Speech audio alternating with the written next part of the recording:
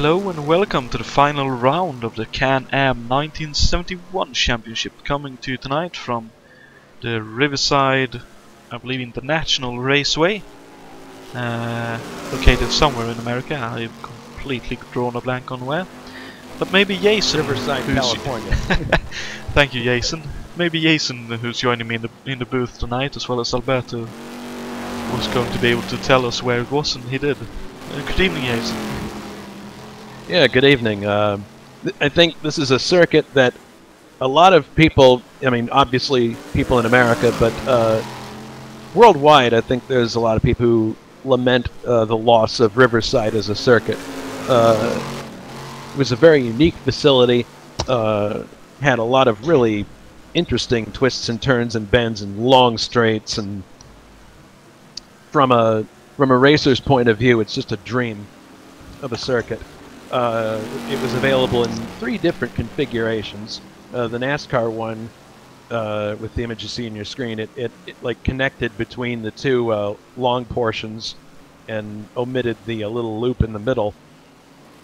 There were some other configurations that skipped the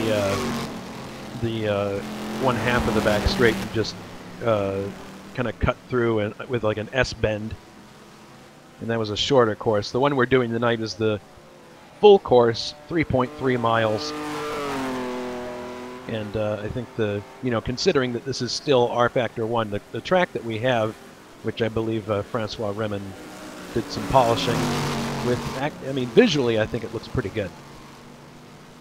I would have to agree that it looks good, and good evening to you, Alberto, as well. Yeah, it certainly does.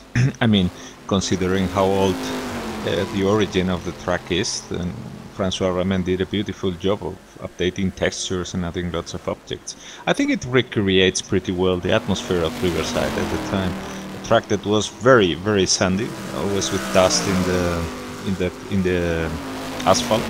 So it was kind of a little grip track, and you were always seeing that the cars were having a puff of smoke behind them or of dust. So yeah, I think we're going to have a race that recreates very well the atmosphere of the time. Of course, the race itself will be 61 laps long, equaling to just over 201 miles. And as Jason mentioned earlier, it's 3.3 miles or 5.311 k's long over a single lap. And we also have in the points overall, we didn't quite know this after the most recent round after Laguna Seca, but Eus Placer has been crowned champion of this series at 115 points because of the dropped score rule that is implemented in the championship.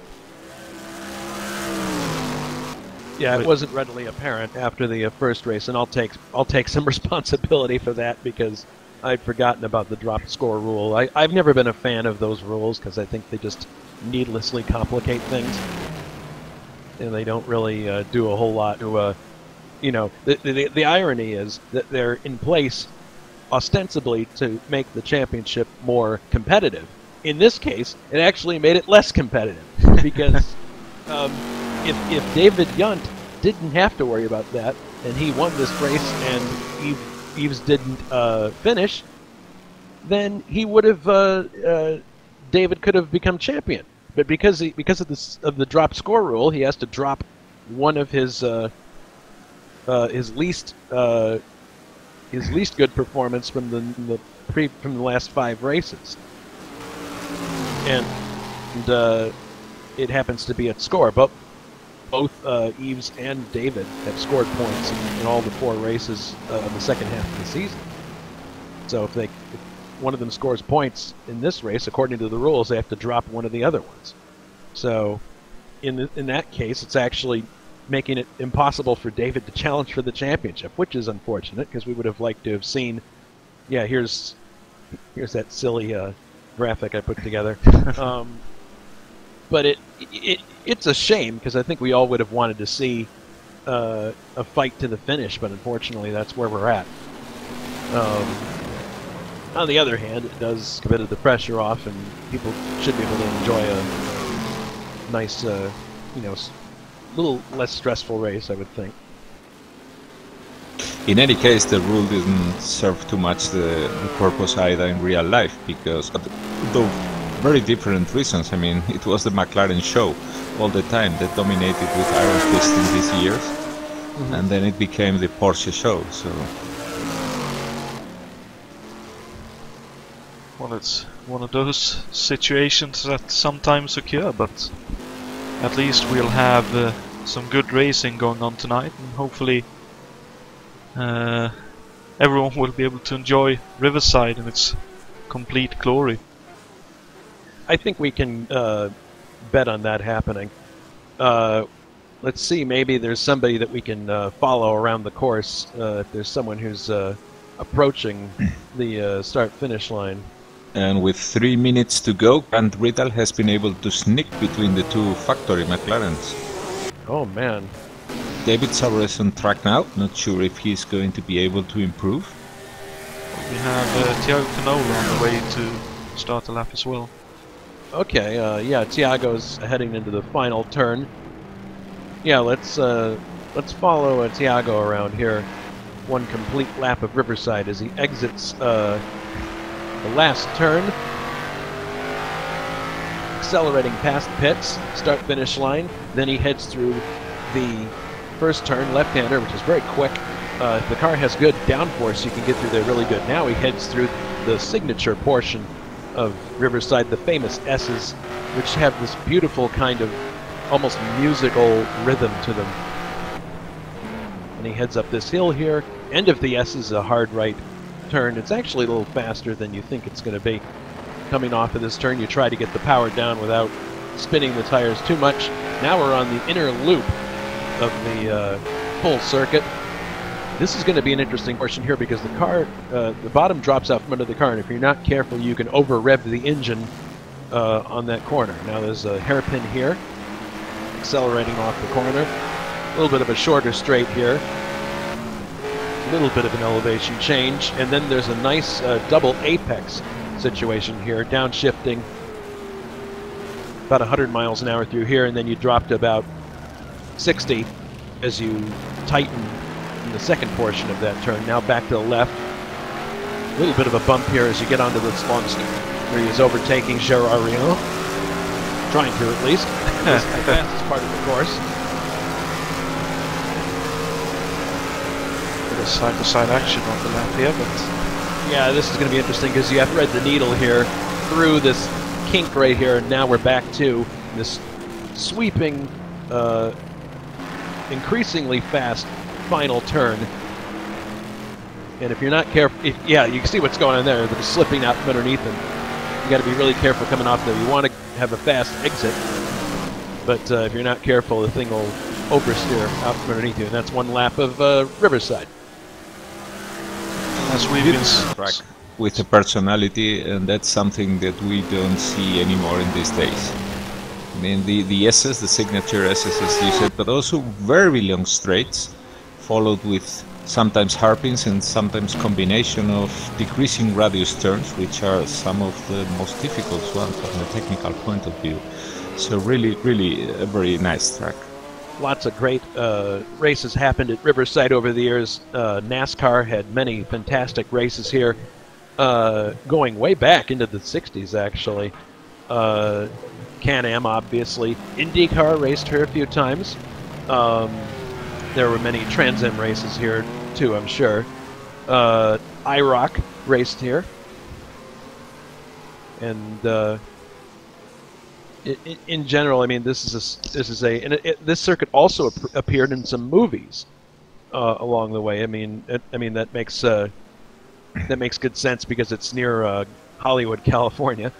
But it appeared in the 1964 film The Killers, starring John Cassavetes and Ronald Reagan, which if any of you have never seen that film, it's a fun kind of pulp novel, noirish film, and the Riverside also appeared in the movie The Love Bug.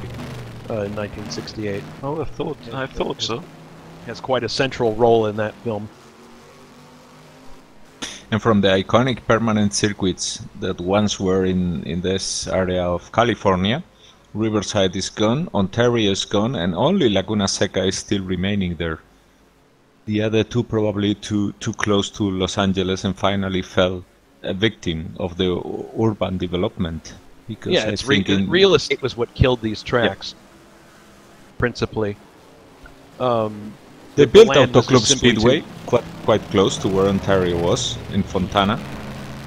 But, well, still it's a different kind of circuit. The loss of Ontario is another one that really is unfortunate, because at the time it was built in 1970, it was state-of-the-art facility. I mean, you can quibble about the road course not being fantastic, but it was essentially what, I mean, discounting a drag strip, IMS is now essentially, a similar situation with their road course. It was, and was also marketed as that, an improved Indianapolis, so to speak, a modernized Indianapolis. And you gotta remember the state in which the Indianapolis track was back then. I mean, it's not anywhere near what it is today. There was no museum, the asphalt was starting to be quite degraded, and, well, there were many issues, even if it was, of course, the mythical track. But by the time Ontario was created, well, you could see there a fine example of what people were able to do with modern technology of the time to create a perfect facility, tracking facilities. Yeah, and it's sad that all that work, all that effort that went into Ontario, and the track was only active for 10 years before it was bulldozed.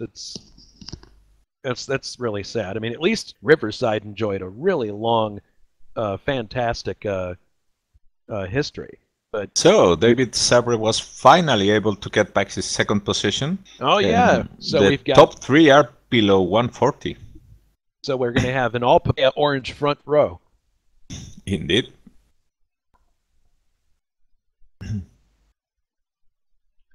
Which is great. Which is sort of great to see, since it's been a little while since the McLarens were really competitive in the series. And talking about the track itself, it's great that we can enjoy it in sim racing, even though it's not around anymore in real life.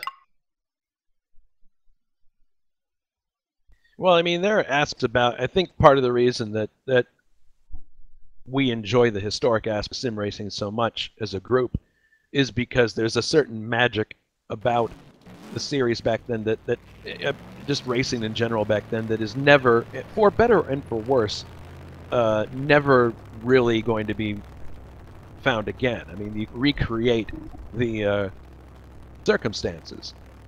So it's, we're never going to see an era like the kind that we typically hover around the 70s and the 80s, sometimes the 90s, but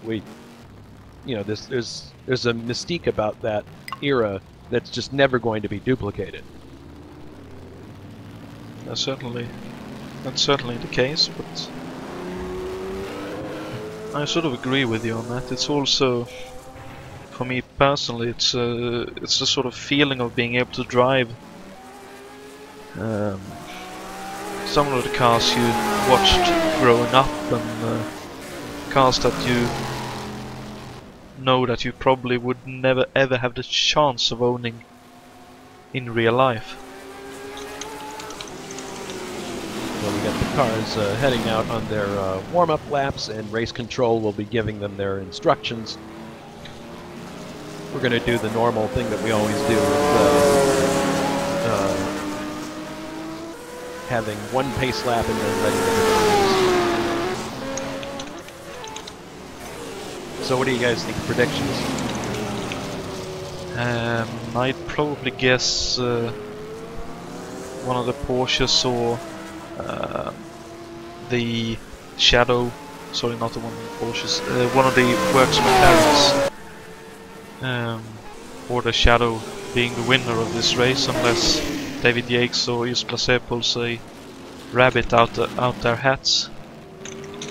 Seeing as it's a lot maybe a downforce circuit. with long straights where the 8.1 liter engines will run rampant around the other cars. Yeah, I mean, you might be surprised to see how the 8-liter cars do. I mean, obviously the factory McLarens are the class of the field, but some other drivers here that have 8 liters might find the time that they gain on the straight, they don't have the car handling properly in the S's and other turns, and getting the power down, getting out of the hairpin style turns here is not easy. You have to place the car properly, and if you don't have the right line, you have to like almost goose the throttle to get back in order to get a good exit. It's almost like 73 Indy cars in that way. That's my biggest regret. Went from 73 to 74 USAC racing, is that I couldn't drive with my right foot as much as I usually did in the 73. I couldn't just, if I had a bad turn in to the corner, I couldn't just boost the throttle and kick the back end out and correct the trajectory. I had to drive way more precisely. That's what I found difficult as well with me driving in those series, a sort of lesser car, so to speak, with the Kenny and Coyote, the last of the proper garage-built machines. You can never be precise with that kind of machinery, so you really need to work hard to make it work at all. And when you then have a situation where if you put more throttle on, it just continues to run towards the wall.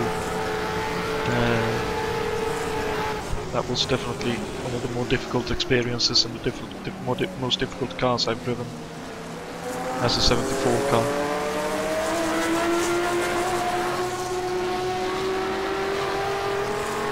Well, I did enjoy the fun of the challenge of driving that one. Much like I expect all the drivers in this series has enjoyed the challenge of these Can-Am monsters of the early 70s.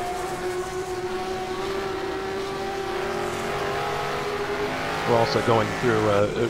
Alberto's doing a fine job here of explaining to the drivers what the rules are. I mean, these tires that you see half buried in the dirt are actually not solid like they are in some previous races, and some people are probably breathing a sigh of relief where that's concerned, because if you hit, it's very easy to hit one of these tires with these cars, because I think there's a degree of out of controlness through the S's. You're trying to nickname for the drivers, the tires of death.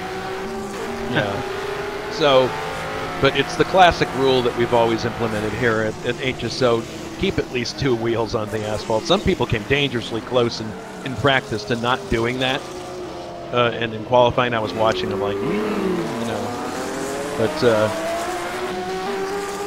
most people were keeping to the letter of that rule. But if we see somebody who's very clearly going far beyond what we can consider reasonable, I'm sure we're going to have to do something post-race. But hopefully that won't be the case. Indeed, and hopefully the racing will be close, hard but fair around here. Though with the nature of the track, the field may spread out quite a bit.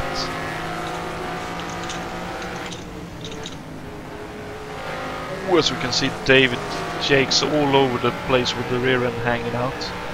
Well, that's just how he drives. Fair enough, it is, but I'd say some of the braver drivers here is the drivers driving the M6, for example, the McLaren, with Dave Miller being one of them. I know he's been dreading to try and survive the race. As he said, when he got asked before in practice, how are you getting through the S's? With difficulty. Mm-hmm. Yep. That auto coast, it may be lightweight, but it's not the best in the handling department, unfortunately. It's a bit too stiff for its own good, I'd say. Probably. And thinking of the historic races that took place here, I can't imagine what it was to drive one of those big old stock cars through those S's. Oh God! I mean, this. Well, AJ Foyt had a really, really awful crash in NASCAR. I think in the '60s, where he actually broke his back, and it happened in NASCAR. He was coming down the Longback straightaway, and his brakes failed. He couldn't stop the car, so he actually had a good idea. He decided to take the car inside into the dirt to try to slow it down there. Oh dear. And the problem was that as soon as he left the track, there was a little ridge where he left it, and the car went airborne. Ah. So he had no control over it at that point, and the car just like went clear through and came back on the track upside down or something, and that's Thankfully enough, it was a close-body car. If it had been a Formula car, poof. Oh yeah, that would have been really bad. I remember another. I don't remember who it was, but I think one of the usual tourist drivers, so to speak, one of the open-wheeler drivers that once took one of those big old stock cars around here, described them as the closest thing he had driven to a pregnant whale. So, Yeah, I personally remember a video I saw from this track of a massive crash in turn 1. I believe there were 2 or 3 cars involved in that crash. But I can't remember the exact series or what drivers it were, but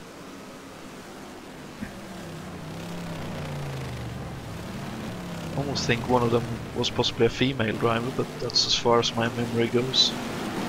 Oh boy, look out. But to her defense, as far as I remember, she wasn't the cause of the crash.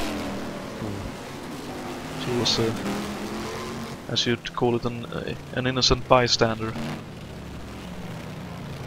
I'm going to be really interested to see.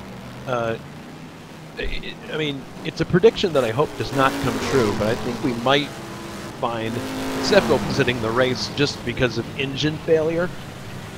And the reason why is because there's that one way where it drops out from underneath the car, and if you're not careful, you can over-rev the engine there very easily. In qualifying, it's not a problem because you're trying to go as fast as possible, but in a race scenario, no. I mean, people are going to have to be very careful not to over-rev the engine there, otherwise they may make an early exit. also, with these long straights, it could very well happen that people who didn't take into account slipstreaming are finding themselves hitting the rev limiter when True. they are behind another car. So that's an additional punishment to the engine that can take its toll. That's certainly a danger for all the drivers, I'd say, but I do think David Yates at least has been precautionary enough to set the gearbox up such that he has quite a few revs to work with, down the back straight especially. Well, he was gearing up to 4th gear, probably 200-300 yards further down the straight than anyone else I was riding along with in practice. Okay, the warm-up is concluded. I want to also say, by the way, Jonatan, you've done an excellent job all year long broadcasting these races. And I know I speak for the drivers and everybody when I say thanks very much for all your hard work. You're very much welcome, and I'm happy to hear that you're enjoying my trial, at least, at making decent broadcast to watch. I've been enjoying watching the Wednesday night ones too. That's actually some pretty good racing. Yeah, it's a bit different from these monsters. A bit easier to drive. A bit easier to drive side by side.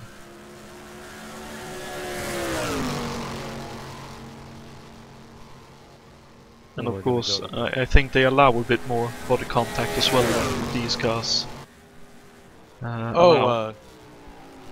There's something interesting, and I didn't know this. Eves is making his 500th HSO start this evening. Wow. Wonderful.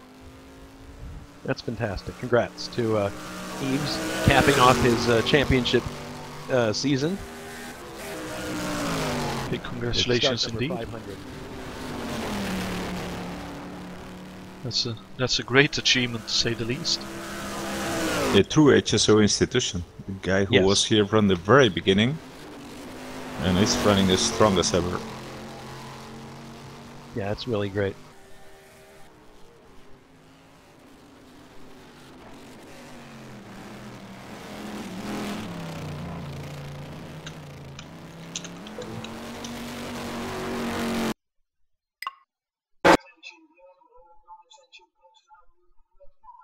Okay, here we go. One more time with these monsters. Let's hope everyone gets a good start and that everyone gets to enjoy this. Would you like me to read off it as you scroll through the pictures of them? Of course, that would be Jonathan? would be awesome. You tell me when you've got Skellen picture, and then I'll go from there. Let's see. There we go, I think. All right, so on the pole for this race as we get set to go off in the pace lap, Pascal Mikola driving the number 7 factory McLaren, and on the outside we have his teammate for this race, David Saber. Row number 2, Grant Rudall in the UOP Shadow, and David Jakes is alongside him in the Auto Coast. Next row, Yves Boisset, starting 5th, our champion, in the Scuderia Ferrari. And David Yunt, I believe, is next. Or did somebody jump ahead there? No, I'm sorry. David Jakes is next up, behind Yves Boisset. Then we have David Yunt in the Tony Adamowicz M8B. Brian Janik is driving number 29, the American Racing Association M8E. Then we have Raul Yareb in the first of the Motionbacher racers, followed by Jason Whitehead in the other one. These two guys have had a pretty good season overall. Alberto Aquino, Little Al, in the A.G. Dean McLaren M8E, I believe. Or no, that's a D, is starting 10th. 11th is Thiago Canola, who won a race on Wednesday night, I believe, in the New Zealand Touring Car Championship. He's starting 11th here. 12th is Adam Hackman for Bob Brown Racing. 13th, Ray Rudall in the David Causey T222. Mick Chapman starts 14th in the McCaig Racing McLaren. 15th for Michael Drexler, driving the Bob Nagel Racing. I think it's a 222, yeah. Gerard Rion in the lone factory Lola T260. Dave Miller starts 17th in the Rainer Brzezinka Racing McLaren. 18th is Mark Craggs in the Porsche. It's no real surprise that the Porsches are at the back here because of the lack of horsepower. Philippe Enrique is in the other Porsche, starting 19th, and rounding out the field in 20th, Bruno Chacon in the JNO Racing March 707. So that's your grid. As we are heading down the back straight, heading towards the final turn for the first time and to start the race, and to go on your point, Thiago Canola did indeed win our third different win and the third different make of cars in the New Zealand Touring Car Championship. So, oh boy, here we go. Definitely working well there, and here we come. Coming off the final turn. Let's see. Looks like the green flag is out already. The revs are up and the race is underway. As we have Pascal just about holding on to the front of the field, as I believe that was Grant and Yves running side by side. Oh goodness, we've already got the ball. Looks like Ray Rudall off the track to the right-hand side. But he's rejoining the race in last place, but he's probably got some damage there. Whoa. Yeah, he understeered in the first turn and hit the outside barriers pretty hard indeed. That's a tricky turn, trickier than people realize. Everybody else seems to be getting through the S's okay. Coming up to the, yeah, Ray is, his car doesn't look too damaged, so maybe he just slapped the wall a little bit. Hopefully he'll be able to continue. So as David Saber was looking for the lead of the race. a good amount of the pack is still in the turn when you give the green. So they are accelerating basically in the middle of the turn.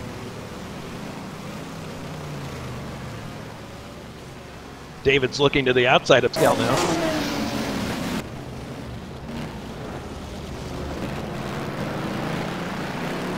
Oh, this is going to be really ending coming down the long straight here. We'll see if David can pounce on his teammate. You see behind David Yates looking, you have a bit of a look at Leaves as well.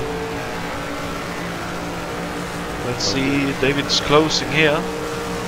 Will he go for it though? Oh, he does! Oh, down the inside. Oh, Pascal runs really wide, taps the wall. Is David going to hold on? Looks like he will. Yep. David Saber takes the lead. Grant Riddall is third. That's one brave move, but that was a great one to say the least. He's also noticed, I believe, unfortunately, Libanliga is out of this race. Oh no! Ooh, as Pascal is really wide. And I can see that in this case, in the overtake maneuver between David Saber and Pascal Nicola, what counted here most was that David has been racing the whole season with this car, and while Pascal is doing his first race and has acclimated very well to it, but he doesn't have the same confidence as David. Yeah, I would say so. As at the back of the field, by the way, Ray has caught up to Bruno Chacon and putting him under pressure. Yeah, it doesn't look like his car's damaged too bad, which is good news. So now David is pulling out a bit of a gap in Pascal. Was unfortunately little Alberto who has been off the road as well. Oh no! Well, it doesn't look like he has any major damages, but lost a few positions. And Gerard Lyon's car is, as usual in this race, is quite bent already. Oh no! I mean, oh god! Yes, the right hand side of his car is completely caved in. He has been the most unlucky guy in this series, I believe. He had a good car, he is a great driver, but he has been been on the receiving end of all the accidents. Your son is attempt to overtake Mick Chapman here, going into the kink. Both See of if he them can get it done. Looks like he's going to make it sick. Yep, both of them leaving a good bit of racing room to allow for any kind of small mistake. I believe that's the first race for Mick Chapman in that machine as well. So Lexler just hit the wall. Oh no! He has spent a bit the body work on the left side, but yeah, he's still going. The problem he's going to find is that he's just not going to be able to go very quickly through. Well, actually, he came through there really good the first turn, so that confirms for me that my setup was probably the problem when I was practicing. And you can see now where the difference is between the top three cars and the others. I mean, in the big straights that this track has, the three top cars are the ones with the biggest engine. So they are basically gunning and getting away in the straights, even if the other cars can somehow hang on while they are doing the turns. Oh, Jason Whited is stalking his teammate Raul Ureb right now. This looks like it could develop into a pretty good battle. It's been like this the whole season for these two, so yeah, they are kind of joined together. I especially remember, I believe it was Donnybrook, where they were together fighting for quite a while. You can see here all the dust being kicked up. That's great to watch. And just ahead of Raul Ureb is Brian Janik, who had a choice between watching the Lions game with a friend or going in this race. And having had a look at the Lions game, I think he made the right choice. Possibly, but we could also see down the back straight the difference between I believe both the Moschenwasser cars are running the 8 liters, while Brian's McLaren has the 7 liter. So I think they're running the 7.6. Oh, is it? Okay.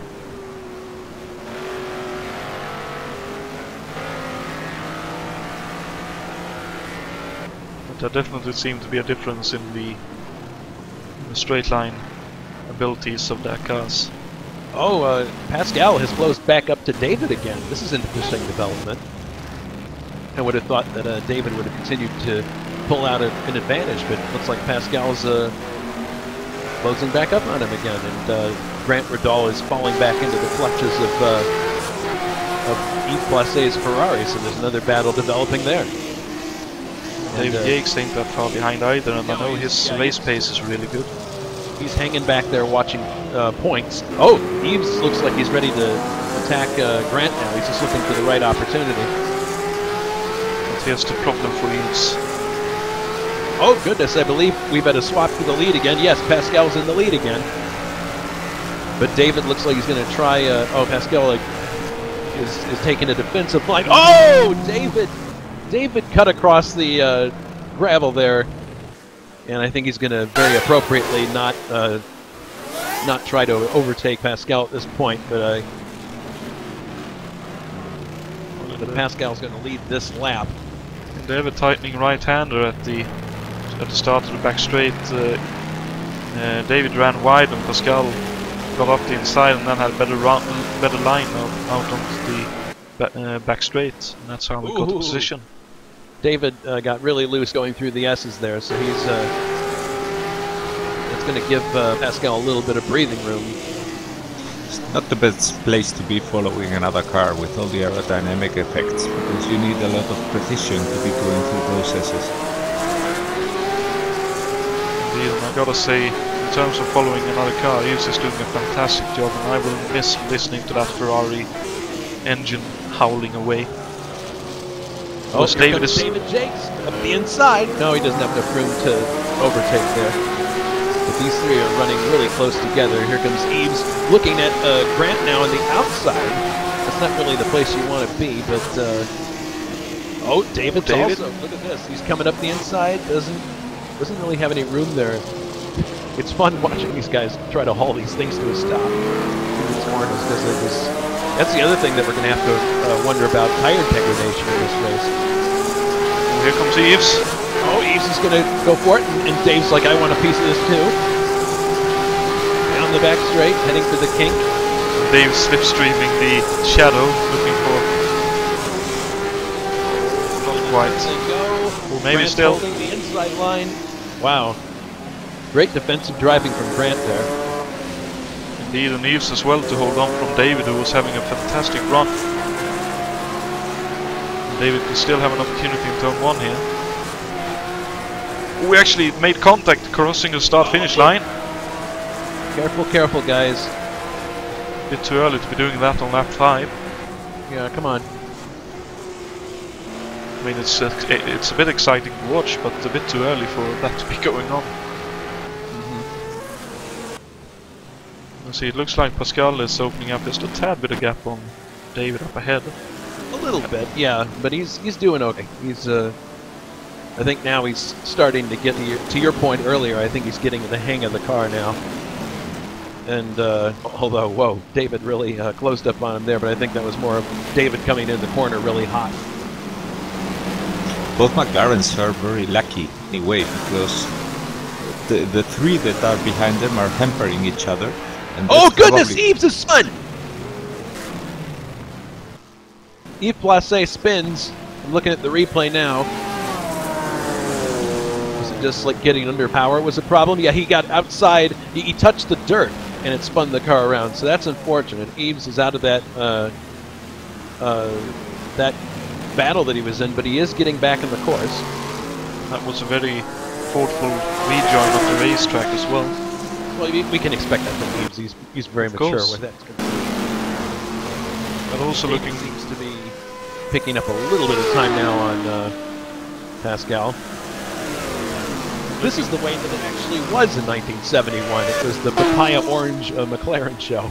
Indeed, but looking a bit further back, we have near enough a 4-car train as... I believe that's Raul Jereb trying to look at Brian Yannick in the last corner. Not that far behind is Adam Hackman, who's gotten by Jason Whited.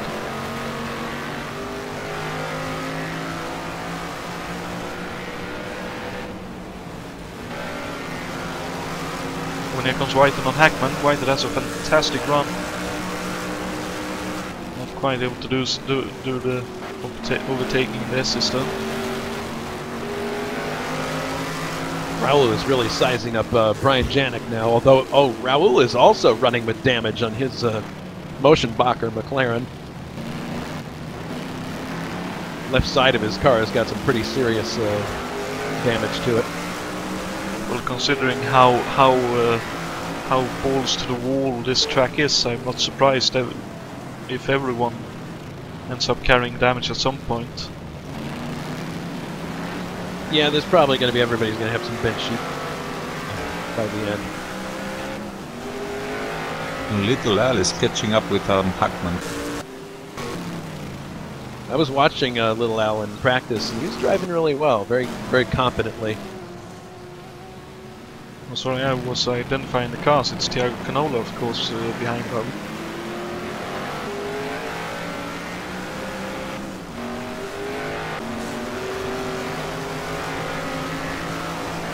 Thiago is in the slipstream, possibly with a run going into the last corner here. He's a little far back. Oh no, he's coming, he's coming! He's looking, but no, it's... If he had a downforce of the McLarens, I think he'd gone for it then. Was Yannick is running wide, Raul trying to get up the inside towards the exit. Oh, just can't quite get there. I wouldn't be surprised that a lot of the damage that we're seeing is from people striking that wall in the last turn. It's very easy to do that. Of course, especially if you're running one of the lower spec cars. Janik has had a really good year in this series, had several really nice finishes. He seems to do well in these cars.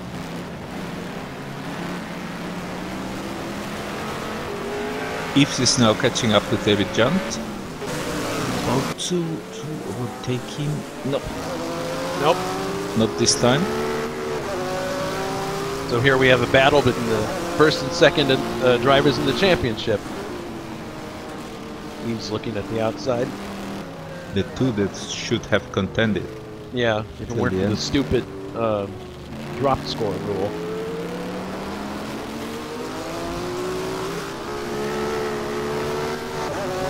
It is what it is, but at least they'll have a bit of an honor fight here for the last best finish, as Eves has a fantastic run. My God! Go past him like he's parked. I know David wasn't happy with this gearing, and I think that's part of proof of that. Although Eves running wide there. I think that's a line David that a lot is of now people have close to taken. Pascal Mikula again. Oh. Yep. Yeah, David's closed up again. But regarding that line that you were referring to, that Eves was taking, I've seen a lot of people taking a wide line in there to try to get good acceleration going off of that corner. That's actually not a bad line to take in that last turn. If you're set up right for it, it can actually give you a really quick exit. All right, David's sizing up his teammates again.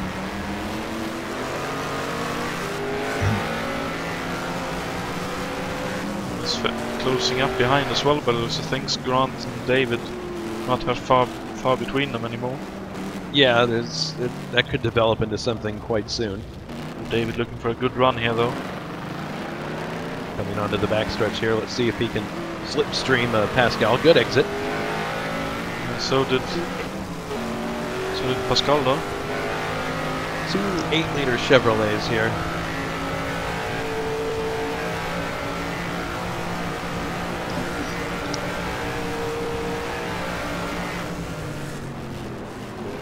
David has a look, but I think more just as a psychological ploy than anything else. Well, it definitely looks a bit scary seeing that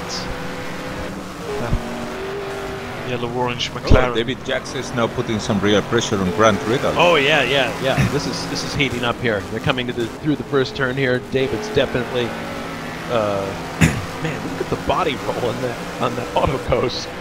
It's incredible that it rolls that much considering how stiff it is, but maybe that's why. One interesting thing about Grant's car, I was a bit surprised when he was racing with David Jackson Yves Placé some time ago, and he wasn't able to shake them off in the straights. And I've been looking at his RPM counter, and I saw that he's using quite long gear ratio. So it seems to me that he was expecting to be more in the situation of being following other cars and being able to have that last ump of RPM to overtake them. And instead he found himself leading a small group. Oh, David Saber spun! They are both catching up with him. Oh, yeah, David Saber ahead of them has clearly lost some ground as well, but Jakes goes up the inside, gets Grant. Now we'll see if Grant can when he spins again. Oh no. And this taps the wall a little bit, but gets going, but loses the position to David again. Sorry, coming back to the fight. David Yates has indeed gotten by Grant Rudol, but Grant having not quite a thought about it, but really wide. Yeah, they have very different speeds at that point of the turn. They take it very differently, and Grant was a bit surprised because not a single time in this race up until now he had David Jackson in front of him, so he doesn't know the reference points that he was using. Well, Pascal's got a lot of breathing room now. Although he's also, I think that he's nursing damage there from when he tapped the wall as well. But it's hard, if you look closely you can see it, but it's more superficial than anything else, I think. David Yates having a bit of a moment at the top of the hill there. Trying to acclimatize himself with having free space in front of him. He hasn't had that until now in this race. No, Grant's not going to take that overtake line down. He's following him very closely. Yeah, the strength of the Shadow is normally in the straight line with a very big 8-liter engine, so that's where Grant would normally have his best chances of overtaking. But in this case, like I said, it seems that he probably missed the correct gear ratio, so he's not able to use that to his advantage. Let's see if Yates is close enough to keep up with Saber here in the straight line. It almost looks like he is close enough for the slipstream. Just barely losing out. To get by Adam Hackman because Adam apparently nudged the wall. And Little was able to sneak by. Meanwhile, there's a real freight train further back in the field with Brian Janik pinning the locomotive. Pinola. And here they come. Oh goodness, there he goes up the inside. Yareb takes the position going for the final turn. Wow, that was pretty ballsy. Oh, but here comes Janik up the inside. Janik on dear me. Tiago might on this too, but here he'll comes run us the air. Look here out, comes Noel again. Yeah, he's not around outside. Surely not. Looks like he might get it. Oh, fantastic. Oh dear me, they're still not decided. Whoa! Look out, guys, look out, look out! Okay. Great. Let's breathe. My God. Meanwhile, it looks like Tiago's got a fight in his hands. Oh, man, Brian really took the car in deep there. Yeah, here comes Jason White trying to get alongside Tiago, but can't get it done. A Motzenbacher sandwich we have now here. Motzenbacher sandwich with a banana and a iceberg lettuce in the middle. It's a tomato wrap with mustard and pickles. For the Americans watching, indeed. Well, let's see if Brian Janik can do anything in the slipstream here. He might be able to. I think Tiago's the only car in this that's not running with damage. Everybody else is. Yet. Says the ever optimistic one. Oh, Eves is right up David Yunt again. Looks like he might be ready to get that position back. O'Brien up the inside again in the last corner. Not quite able to get up alongside this time. And let's get up there to this fight between... Oh, this is looking good. Eves is most definitely got the legs to get by David. He just needs to find the right spot. So, it seems that Adam Hackman had to retire from that damage. Oh no. Yeah. Mark Crax is also putting some pressure on Dave Miller on the backside. Well, let's have a look at that. Because Give them leaders some are coming airtime. up to them now. Let's give Dave and Mark some airtime. I know they usually don't get that much airtime, but Yeah, David's driving one of the much older McLarens, and impressive to see Mark Craggs hanging with him. Even though that's an older McLaren, it's got decent Chevrolet power. Yeah, he's hanging right with him down the straight here. Iago Canola now making a move on Brian Janik, who had a small moment on the turn before, and he's paying for it now. Oh, there he goes. But he closed the door very well.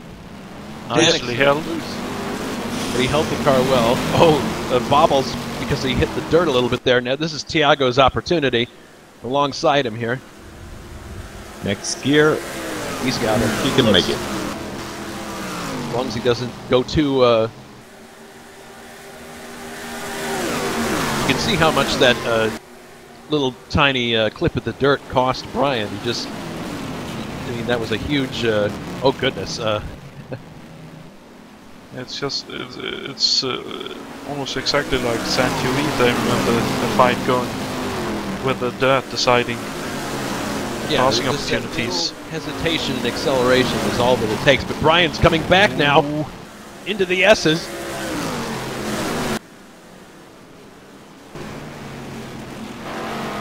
Raul sideways up ahead as well. Oh, man! Oi, oi, oi, oi, oi. Goodness gracious, sakes alive. I know it's the final round, guys, but please keep it sensible. Oh, As here he comes goes up Brian inside. It looks like he's got him here. Can he clear it? Oh, it can indeed. He does.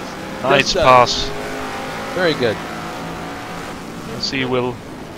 No, Tiago won't dive up the inside here. He runs wide instead. Looks like he might have a look here. As Tiago swings a bit wide. No, he doesn't. I don't think he quite has the legs. Bruno is off on the dirt there. Probably wanting to try and get out of the way without causing too much hassle. Yeah, he lets everybody by in one swoop there. With Yannick runs wide again.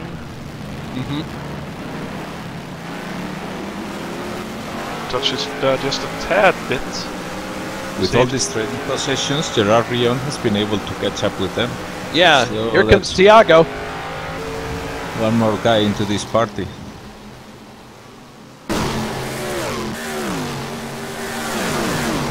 Clean overtake. Whitehead's too far back to take advantage of this, but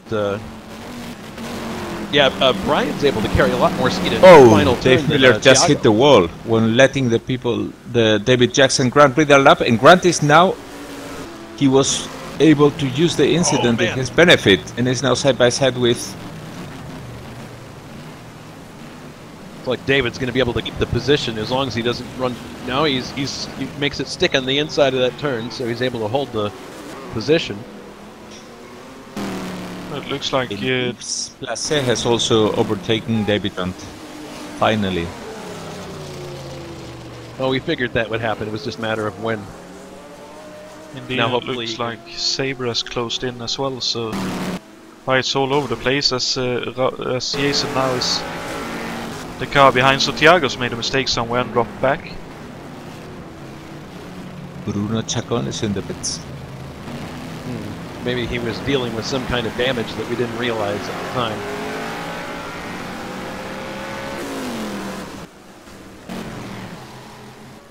That's definitely possible.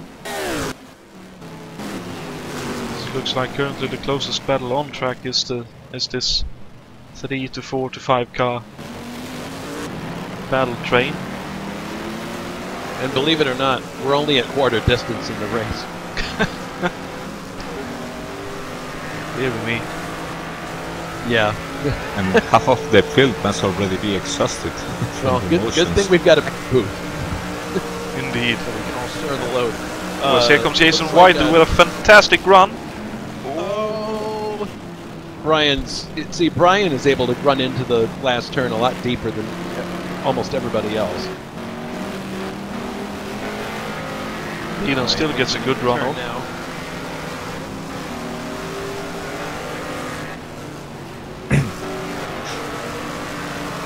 Of course, Gerard not that far behind either. Can still have a shot at this as well. Yeah. Yeah, I think Gerard is doing the tactically smart thing at this point, just hanging back there, watching things develop.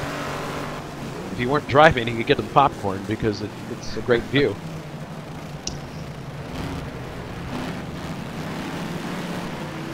Looks like he's closing up in Thiago now, so maybe he can actually get in on this, but then he'd just be in the middle of the sandwich. I don't know if he'd want to do that. Probably not the most optimal thing he could look to do, but then again, when you're always Yannick runs wide. Oh, Jason up the outside. I think these guys are running the same engine power, so they shouldn't have a straight line speed difference unless one of them is really trimmed out. Brian really coming into these corners as deep as he possibly can, carrying as much speed as he can through. I think he definitely has the most bravery at the moment out of all of these drivers. Having run side by side through the S's, and now, as we can see, really hot into the corners. As here comes Whited. When Whited gets loose, and here comes Thiago up the inside. Oh, Thiago Rio as well. So does Gerard. Who receives another hit. Gerard sideways. That did not work out the way Jason wanted it to. Nope, and here goes Jason trying to go on the outside. Gerard really quick through the first corner. Wow. And Brian really benefited from that exchange because look at the gap he's pulled out now while these guys dice behind him. You can see Gerard really good in the twisty parts here. Or as I say that, he almost messes up but survives. The other thing to remember is that Gerard's Lola has extra horsepower compared to the other cars in this fight. He's running the 8-liter Chevrolet. Well, even so, it takes... Oh, as he gets really sideways, and that's Jason back past. Oh yeah. Thiago's the one who has a little bit of breathing room now, although see if he can close up on... Whoa, Raul Jereb just had an out-track excursion. He was lucky enough not to... He has some damage on the left side, but he was lucky not to bend the suspension. He's still got a little bit of a cushion between himself and Janik.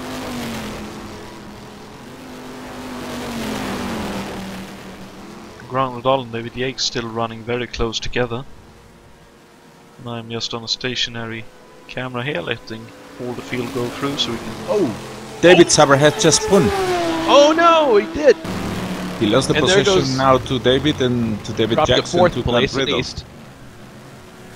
Oh dear me. He'll keep 4th place. Eves is pretty far back, but yeah, David's... this has been kind of the story of the year for David, unfortunately. He starts out with great runs, but then little tiny errors, little mistakes creep in and kind of tend to compound this one on top of the other. Indeed, and it's easy to make that kind of mistake, as Rio has made a mistake and he's making another one, spinning off. Oh, and he has a problem with the car. He has damage. Serious damage now. He has damage, and yeah, and he's losing control in the quick corners. That's unfortunate. Yeah, he's got a Coke bottle shape, that car now. He's got dents on both sides. Oh man, it looks as if someone has chewed him and then spit it. Yeah, he's had a shark attack him. Yeah, and he's running at the side of the racing line by looks of things, so... Canola's get close to Brian Janik again.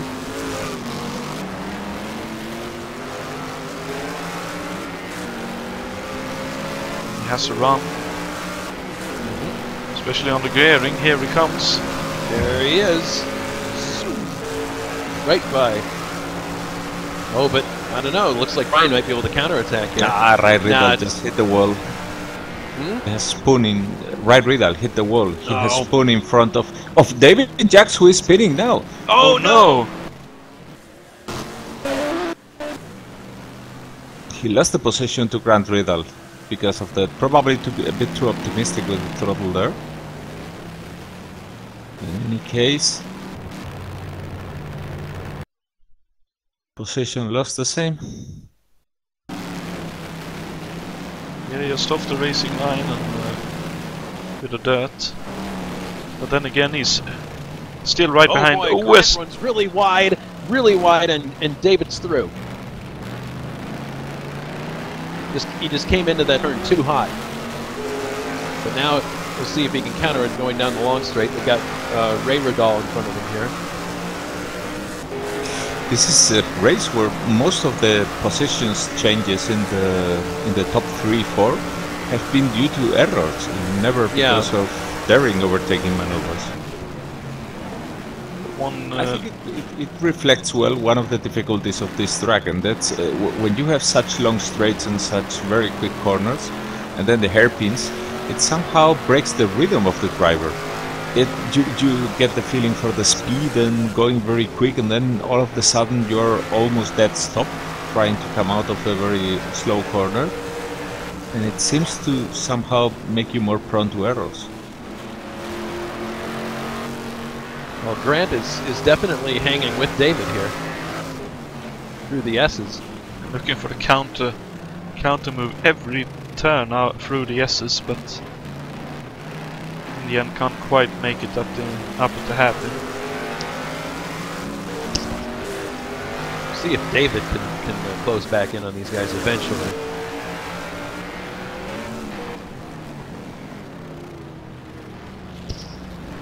Ray gets out of the way nicely there.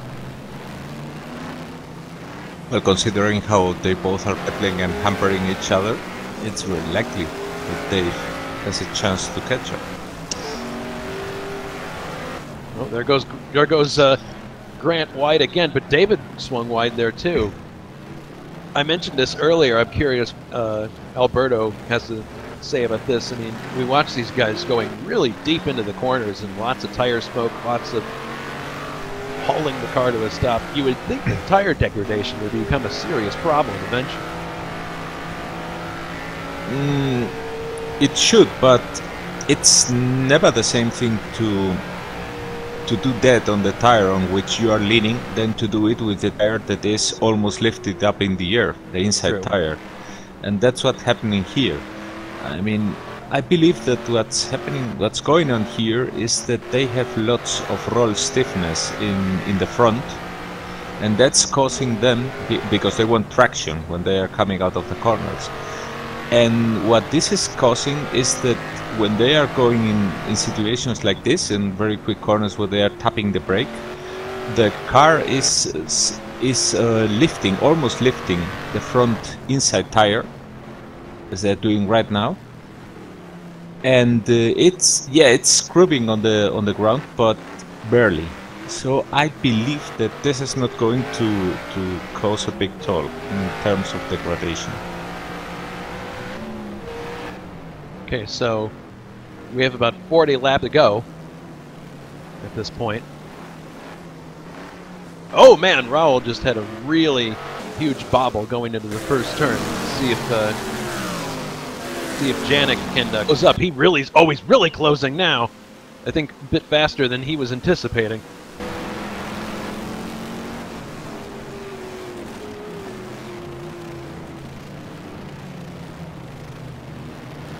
definitely looking close here again with And Raul, Thiago's right there as well.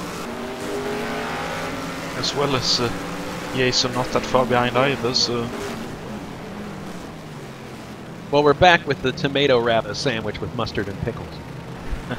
Quite so. 10, almost 10 laps on, and it's still status quo. And I also Now notice in the background Dave Miller and Mark Craig still at it. And, I'm reminded of one of the best broadcast exchanges we ever had between you and myself, where, oh, look at this, Raul's running really wide, and he might lose 2 positions. Well, no, he's hanging on to it, but Brian's going to have a good run. Yeah, he's already using the... oh, here comes Thiago. We have 3 wide! Thiago overtakes both of them on the straight. Thank you very much. Here comes Brian past your Reb. And Raul using the engine. Oh, man! Brian really chopped him off going into that corner as the Goodyear blimp casts a huge freaking shadow. When up the inside of Thiago on the exit. Yeah. Or not. Wow, Thiago actually backed off. Thiago backed a bit. Now here comes Raul. Oh, Jason's trying to get in on this too. Thiago goes all the way back of the train. Oh, Alberto Aquino is out of the race with an engine blown. Oh no. Yeah. Wouldn't be surprised if that was due to exactly what I was talking about. That over-revving over that crest. Well, is little Al going to be competing in the final leg of our Triple Crown? Oh yes, yes, Okay, he's good. looking forward to it. Yeah, well, we're looking forward to it as well. Hopefully he'll have a good car underneath him, and he wasn't able to qualify for the Indianapolis 500, but it'll be almost like the same thing. It was very close for him either way to qualify for Indianapolis, so... Okay, things are getting hot here again with... looks like Janek's pulling out a bit of a gap, but could be a Motionbacher intramural battle going on here, but Thiago's the one who has the best opportunity here for an overtake. He's right behind Raul. He actually backs off. He's alongside Jason Whitehead now. It's interesting because Thiago gets like a full head of steam there, and then when he gets to a certain corner, he's not as being on the inside as he is being on the outside, it appears. And the only good thing about Gerard Rion's car now is that it is now at least symmetric. Yeah, as I said, it's a Coke bottle now. A complete Coke bottle. Mm-hmm. So that means Raymond Loewy would approve of that car. Most certainly you would. You were talking about an exchange you and I had. Oh yeah, I was describing these cars as a sandwich, and I'm getting hungry. Oh, I can't talk about it now either because Raul just had a huge moment, and it looks like Whitehead will have a chance here. But no, we were doing qualifying, and oh yeah, I mentioned that I was hungry, and you were like, "Then go get something to eat," and I go, "I can't get something to eat because I'm going to dinner." Or something no, like because that. I was doing all the qualifying stuff for. Here comes Whitehead. Well, unless I misremember, you were going somewhere as well later on that day, and that too. But I was starving, and I couldn't leave the computer for 2 seconds because of the proceedings. Yep, fair enough. Drexler does a good job of getting out of the way there. Although he's oh goodness, he almost chopped off Canola there.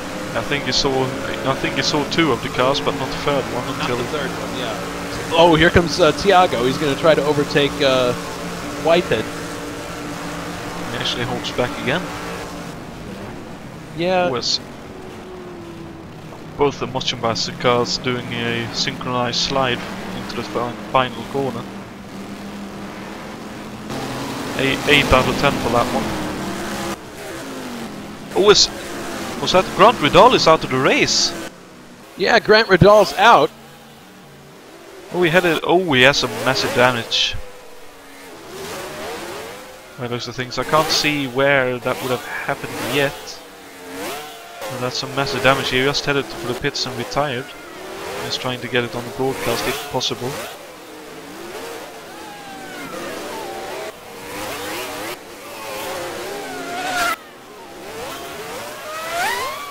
Oh dear, he went off heavily in turn 2, 3, 4. That would be. Just lost it slightly into 4 and then straight lined it to the tire walls and off the road. And for some bizarre reason, he's being shown as race control. I don't know what that's about. That's my fault. Also out of That's the my race. fault because when I was riding with him previously, I hit the key to do that ride with him.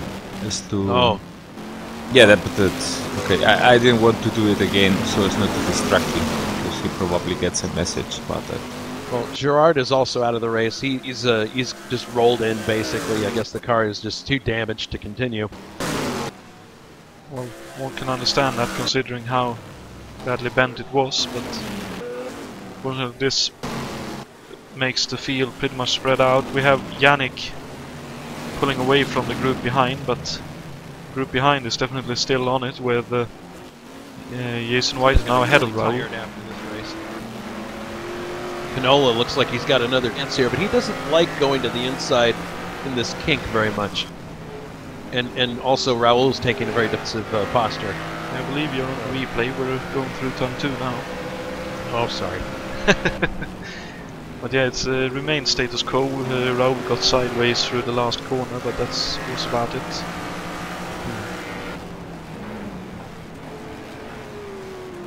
Looks like White is now pulling away from Raul.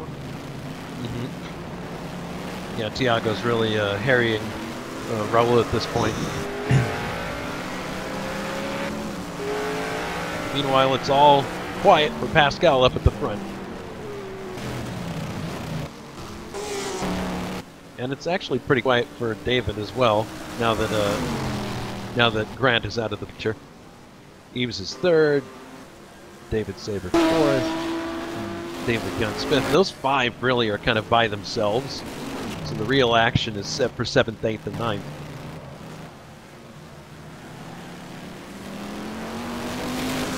Yeah, the best battle on the track is the battle between Yareb and Canola.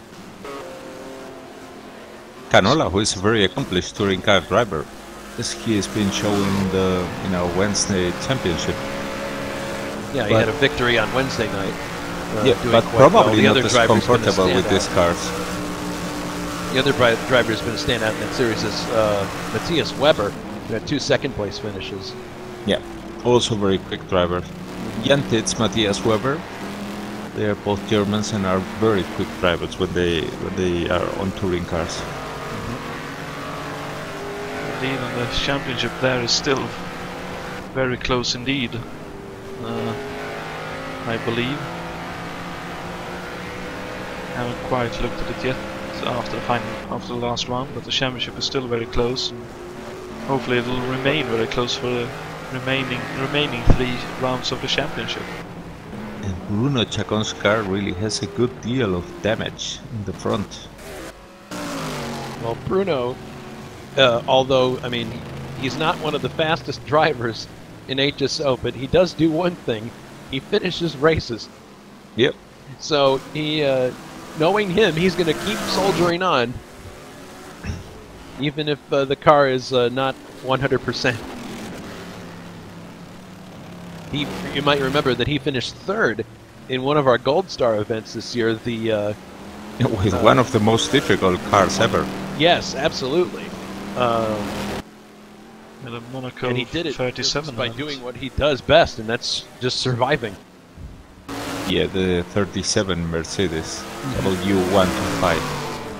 A car with more than 500 horsepower on what were basically bicycle tires. Yes, basically.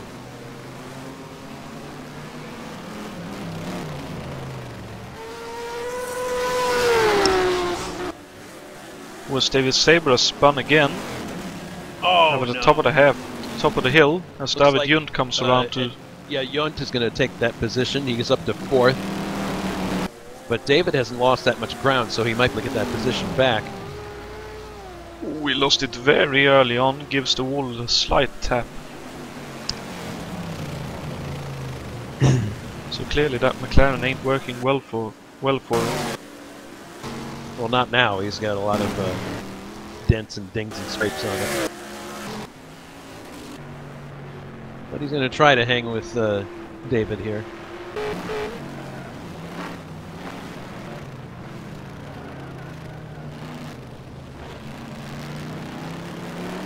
Oh yeah, watching the replay here. Yeah, that was a very slow slide and tap the wall backwards. Let's see down the back straight here as the 8-liter engine starts working on the works McLaren, and here he comes flying. Oh, he's definitely got to run. David Sabras also catching up with David Junt. He's now right behind him. He's got a good run, but it's tricky coming out of here. He might be able to make a bid in this lap if he stays right with him. Oh, he ended up in the fresh air, and that caught him out, I think. So you can see David flying through the S's here. I don't see any real big amount of damage in David Sabras' car. So oh, he's losing it again, but he manages to keep it under control. My guess is that his setup was very good for the beginning of the race when the car was heavily loaded, but now it has become too oversteering. He especially seems to have difficulty under braking. The back end wants to overtake him. Yeah, see, there it is again. He's going through the corner, and the back end just wants to come around. So yeah, he's fighting an excess of air anti-roll bar, which is very tempting when you have a big load of fuel and want the car to really go around the corners, but it can bite you later when the fuel is used up. Yeah, he's really fighting that car now. It can't be fun. No, when you look at the lap counts and see that more than half the race is still pending, it must be quite demoralizing, because doing so many laps in such a long race, fighting an ill-handling car, closest definition to hell that can be for a... Ooh! Yeah! He finally spun. Shoot. Unlucky for Dave. And he's going to lose... Well, he's not going to lose a position to Janik, because Janik is still on the backstretch right now, so that he's still got a massive cushion where that's concerned. That was Chapman. Yeah, that was just Chapman. There was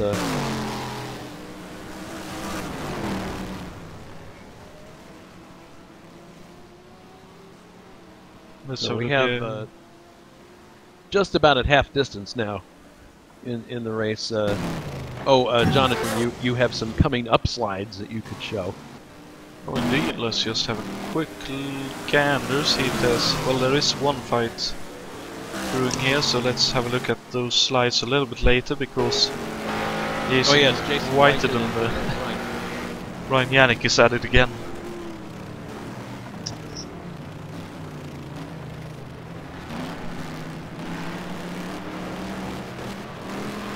I think they'll probably be tired with one another after the race, seeing as they've been together. Ooh. Oh man, Jason runs really deep into the corner there. Actually, that's an interesting aspect of this Riverside circuit, is that if you do run deep into a corner, on some of these corners you can actually make it work for you. It's not... the track is wide enough and has enough grip overall that really you can actually run wide into a corner and then take action to have a good exit in spite of that. It's all a question of balancing the car correctly. Something that you would not normally do so much, but in these cars where power is the defining thing.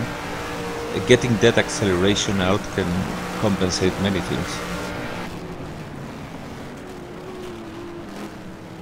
Indeed, as Jason's looking up the inside.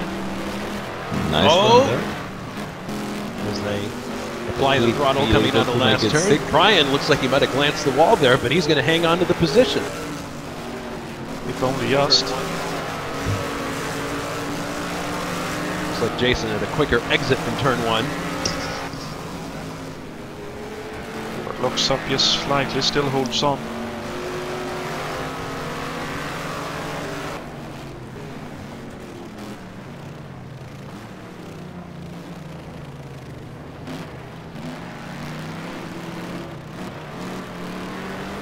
Meanwhile, Thiago Canola was able to overtake Raúl Gerard.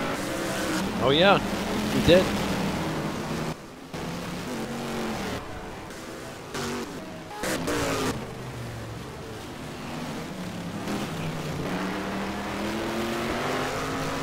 It's one of the great things with these cars, I'd say.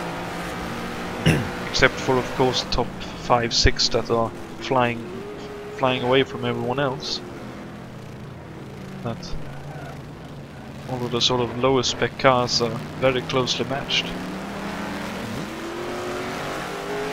Yes, you always find pair of cars that are very evenly matched, and when we distributed the grid at the beginning of the season, we also tried to take care of this so that people would be more or less matched, and indeed in most races we have always been watching many battles thanks to that. Oh, Whitehead's going to try the inside here. Nope, doesn't have enough room. Well, that's definitely the case. One of the special races I remember is Saint-Jovite once again, where there was some fantastic close racing for so many laps. And this is looking like a very similar situation between Yannick and Whitehead to be sure. This Yannick is fantastic through the S's, I just have to say that. Yeah, he's one of the more stable drivers through there. Other people, lap to lap, occasionally will have a moment through there, and then other times they don't. And then we have drivers like Dave Miller, who unfortunately is forced to be very careful through there because the car just doesn't allow him to try anything. Meanwhile, Ifte has been able to get close enough to David Jacks so as to be contending for the second spot in the podium.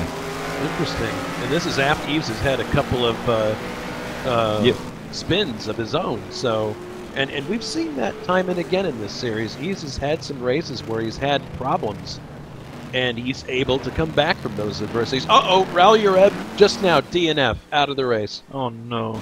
Nah. Let's see what happened here. Watching the replay now. Oh, looks like a disconnection. It could have been because he's on a stretch of road here and I don't see any real problems. Yeah, he just disconnected. That's too bad.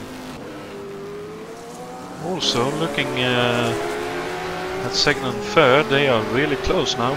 David and Eves. Eves has run wide. That's going to buy David a little bit of time. Not that much. Oh, David's really sideways. Eves is definitely closing up, and that's one of the nice things about that Ferrari is it has really, really good handling in corners. Oh, as he gets really loose going onto the back straight, though. Some car control, keeping a hold of that car while still being on the throttle. And meanwhile, yeah, Pascal is 13 seconds out in front of these two. So. And has gotten us past half the race. 33 laps now.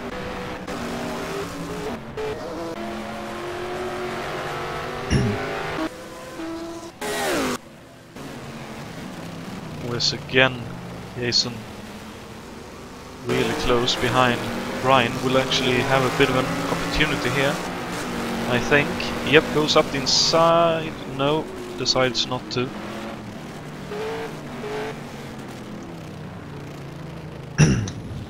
Probably very smartly. as well as to not look for the move in that double apex corner. So we'll have an opportunity down the straight here. Great drafting opportunity, and he's closing, going up the inside.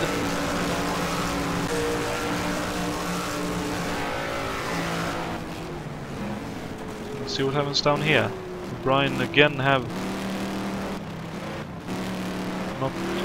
doesn't actually quite have the run. Ooh, it's really loose off that corner. That's probably the only place that Brian literally precarious is on the exit of that corner, but he's able to drive in there deeper than anybody else. Indeed. It looks like Jason is pulling away in. That's possibly an end to that fight.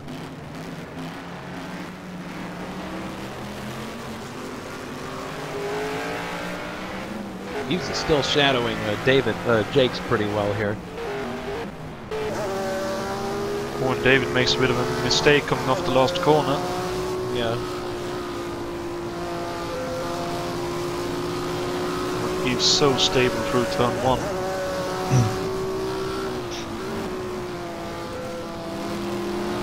Really closes up in the S's. Yeah, that Ferrari handles beautifully through there, I'm sure. Also be the best handling car in the whole field. Yeah, I guess with the possibility. Oh goodness, David's loose! Eves takes evasive action to avoid hitting him. Looks like he's going to be able to get him on the inside here.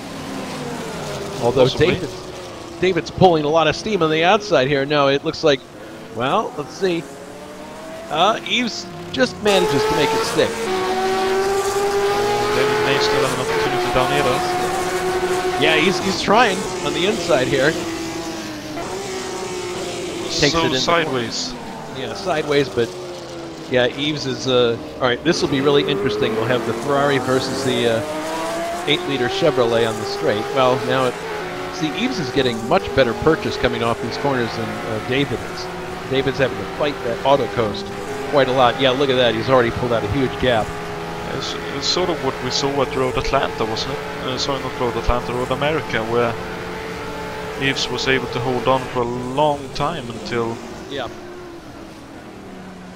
Oh, look at that. Eves really got into that corner deep, but he's able to recover really well with the handling of his Ferrari. Oh, David struck the wall back there. Only a small tat, so it shouldn't be too bad, I don't think. Yeah, but look at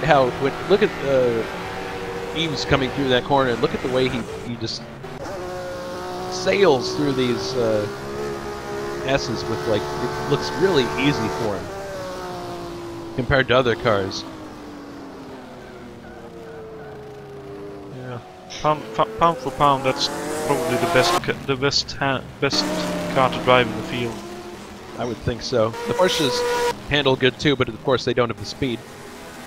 Indeed, and Jason Whitehead has made his way past Brian Yannick in the meantime. Oh wow! I would guess that Yannick... sorry, he got by when we were watching, but he has pulled a gap, I should say, to Brian Yannick. I would gather that Yannick might have made an error of some kind for a gap that huge to open up so quickly.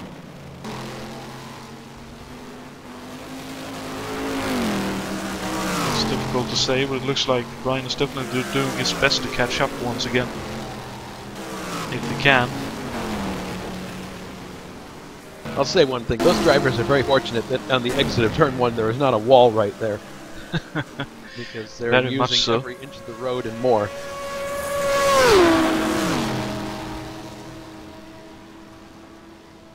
And well, looking at that being somewhat less... Oops. My apologies. There we go. Less action on the track. Let's have a quick look at what's coming up here at the HSO. With... Let's just let Bruno and David go by. With the Pukekohe 500 case coming up in 2 weeks' time, November 7th. which will be a slightly shortened Go race. It'll be about 1 hour 30 minutes long, and hopefully everyone will have a good round, although I'd expect the V8s to have a bit of a field day, but you never know. Is that race actually 500 kilometers? No, or it's the event name. The race will be about, I'd guess, about 150 to 175 k's. So they called it 500 kilometers, and it's not a 500 kilometer race. In real life, it was a 500 kilometer race. Oh, okay. It's simply because it's a Wednesday night series, and I don't really want it to be 500 k's. Okay, I gotcha. That's why there's that disparity in there. And we also have, after that, on November 11th, later that same week, I believe, the 9th round out of 11 of the F1 1971 Championship, coming from Italy and the Gran Premio d'Italia, from the Monza circuit.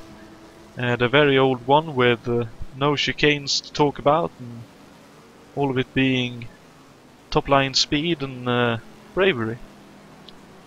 Yeah, that's going to be an interesting race for the reasons you mentioned, and also because there are a lot of bespoke cars that are going to be there. When I say bespoke, I mean they're going to have features unique to this race. They won't have front wings, a lot of them. Some people will be running very, very minimal rear wings, or in some cases maybe no rear wing at all. And it's going to be some classic slipstreaming battles all throughout the field, I'm sure. And depending on how my personal speed is coming up to the event, the race might be broadcasted, because in my view, when it comes to Monza, if you're not fighting someone, it's not that fun of a track to drive. But we'll know closer towards November 11th whether there will be a broadcast or not. Oh, and Antoine has made it out on the YouTube chat quite correctly that it was a very, very, very, very close finish, with multiple cars, the winner being Peter Gethin, his one and only Grand Prix win in 1971. So yep. From a historical point of view, it was an amazing race too. I believe Ronnie Peterson was one of those really close in that fight, along with...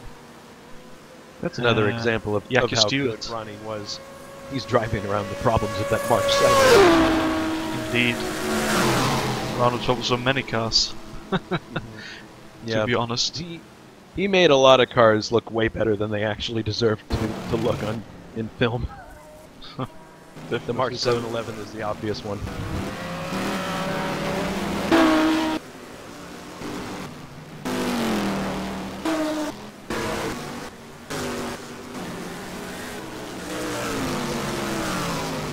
And actually, there is a movie about Ronnie Peterson that I watched recently. I believe they named it Super Swede, or something like that, which was actually quite interesting to watch. So if you have the opportunity to see it at any point, I suggest you take the time to watch it. There's also that documentary that came out recently about Scott Dixon. I haven't watched that one. I haven't either, but curious to see what that's about. I would have to say I agree. I haven't really followed IndyCar and that kind of stuff since Kenny Breck. You and Kenny Breck. I know. Sorry. Anytime we bring up IndyCar as the first name you mention is Kenny Breck. Yeah, sorry. I mean, I'm a Swede, so I'm allowed. I know. But yeah, that would definitely be an interesting. The other thing that we watch. talk about briefly while the action is calmed down here. I know I speak for a lot of people. I'm really bummed that Fernando Alonso is not going to be coming to IndyCar racing full time next year. That I know we were all hoping that he would, and he did that test. I believe it was at Barber Motorsports Park, in damp conditions, and got a good chance to try the car and in a road course setting. Ultimately, now he's decided he's not going to do it, and for reasons that frankly kind of made me go, "Oh, really? Come on." He says it would be too tall of an order to learn 17 courses he doesn't know and do well. And I'm just like, you're a two-time Formula One champion. Come on. Okay, but I've read it a lot on that, and I follow it. And my opinion is that that's not the true reason.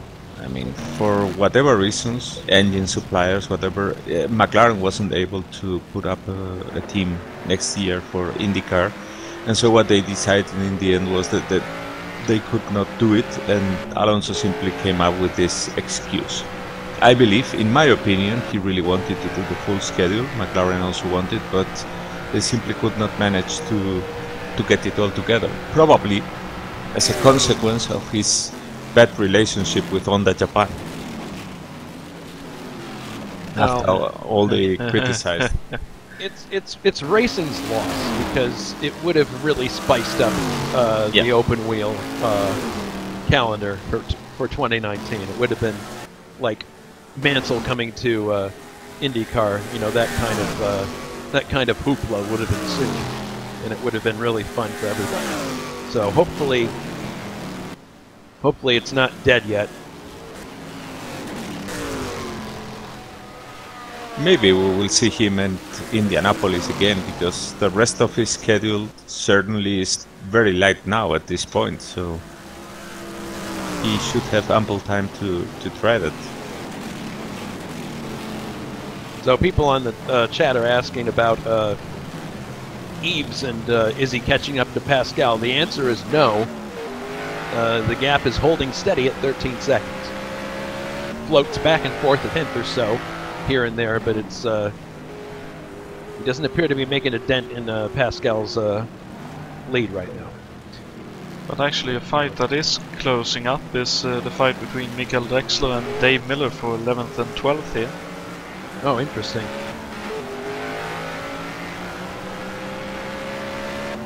They've got some cars that are going to lap them in a second here, so that might actually complicate matters a bit. We'll see.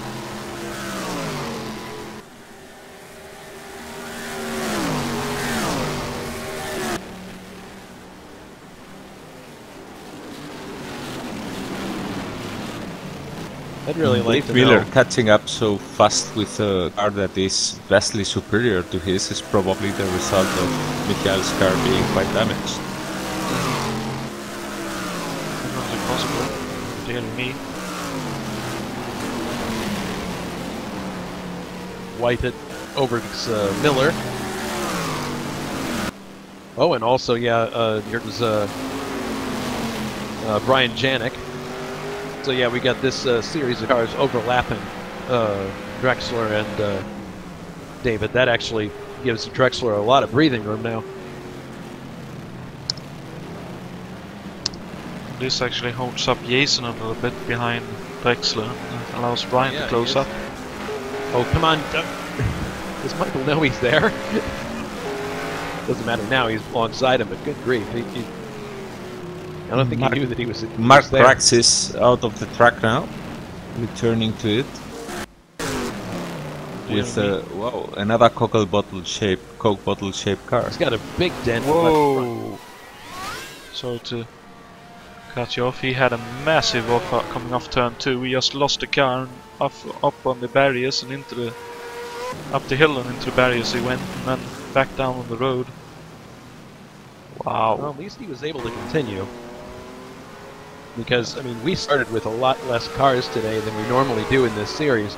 And he's 13th right now, so depending on how the race develops, we still got 20 laps to go. If there's a sudden incident at the front, he could find himself in points. So Brian Janik seems to have found some speed again, because he's now on Jason White's tail again. With Thiago Canola right behind them. I'm sorry to both Jason and Alberto for making them a bit deaf there. I sneezed in there, yes, but it still looks like it's fairly close between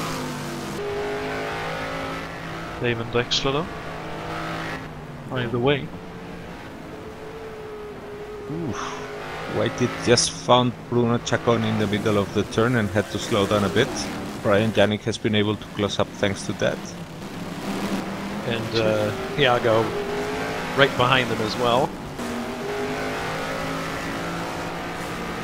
Yeah, but he got stuck behind the lapped car in the SS, which we as race control recommended not to overtake lapped cars. Yeah, that's not a good place to let people by. It's just not a good idea. Oh, Gerard Rion seems to have retired in the race. I missed it. Yeah, he retired. No, he retired a while back. Mm-hmm. And it was just a case that he pulled the car in under its own power and stopped. So I guess my guess is that he concluded that it was too damaged really to continue, and he probably didn't want to be a burden to other drivers. So tough season for Gerard in these cars. Never really was able to get the full potential out of that 8-liter Chevrolet that he had, but we'll see how he does in 2019. I mean, I think based on what we've been talking about offline, can't go into detail here, but I'm thinking we might have some series that Gerard would do well in for 2019. I would have to agree on that. Hopefully we'll have just as close a battle for the championship in those series as we've had both here and then. Mark Craggs is out of the race. He just retired with suspension damage. So apparently, he was sitting at the outside of turn 1. Yeah. Apparently, whatever damage he incurred from that wall slap that he had earlier was just too much to continue with. So that's too bad. I'd assume he headed for the pits to try and repass, but wasn't able to get it to a drivable state. There's only so much repairing that can be done during the race itself. Oh, Jason White just at the moment there almost lost the possession to Brian Janik. Thiago off as well on the exit. Okay, an interesting development here. Yves is now closing on Pascal Mikola. The gap is now 10 seconds. So he's gained about 3 seconds in the span of a few laps. Now, whether that means Pascal made a mistake, I don't know. But they're more or less driving in the same times, but 142, 141 depends on whether they come up to lapped cars. But yeah, lap traffic could be a factor. Yeah, in the last lap, Yves has been doing 141.5, whereas in the case of Pascal, that was a 142.3. But yeah, there are more laps from Pascal in 142 in the last ones than from Yves, though with the big lead that he has, Pascal is very likely keeping it cool and trying not to make any stupid error. Yves is now trying to put a lap on Michael Drexler here.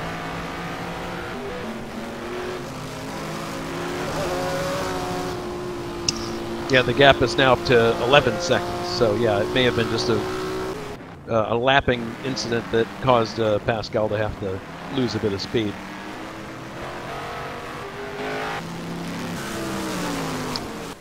And unfortunately, the whole field is now spread out.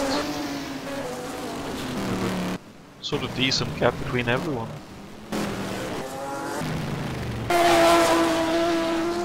Yeah, everybody's basically running alone except for get back to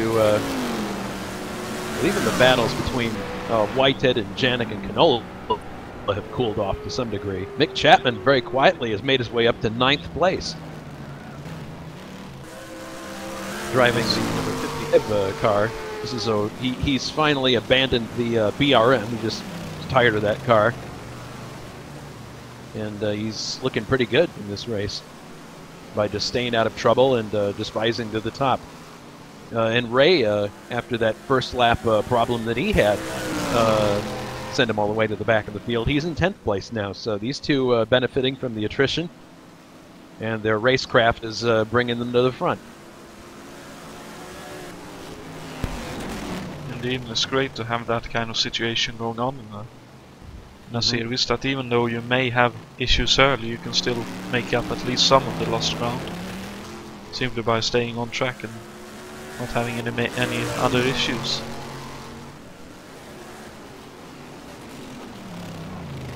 Oh no, Eves is out of the race! Oh no! What happened? Oh dearie me. Alright, watching the replay now. He's braking really late going into the final turn. Comes off the turn. Everything seems normal now. Exits the turn. No, he did. It's a disco! Oh, give me a break. That's really unfortunate. Well, that brings David Jakes into second place, and David Yuntzen to come up to third. David Saber will be fourth. Brian Janik will be fifth. This will. This also will elevate Michael Drexler into the points. He'll come up to 10th.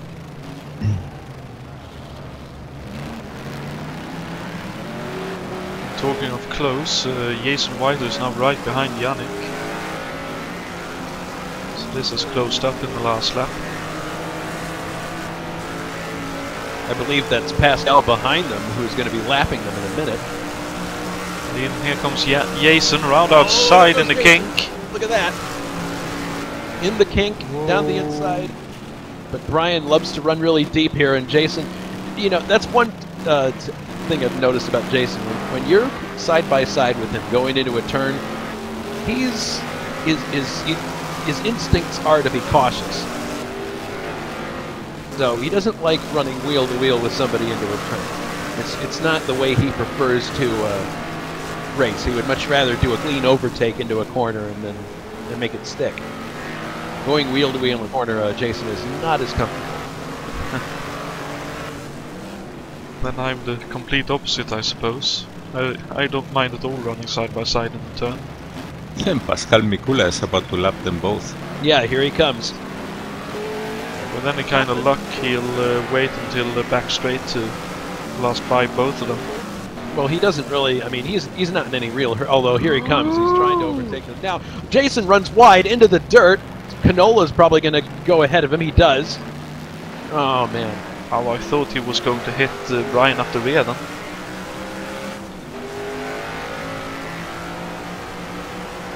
It must have been mightily close. So the gap from Pascal back to David Jakes is 17 seconds. Right now. So it's the distance from first to second. And then there's a mile of space between David Jakes and David Yunt in third place. And it's And about 7 20 is seconds the back to David Saber. 7 is the lucky number that is in Pascal Mikula's car, but this car has been anything but lucky during the whole season. Because I think it started in the hands of Scott Urich, maybe. Yep. Then Juha Voss took over, and now Pascal Mikula. But only with Pascal has it been able to run this well, I think. Juha had a couple of decent runs in the car, I believe. But you're right. No podium runs. And no he podiums with this car. And he got the victory stolen at Laguna Seca.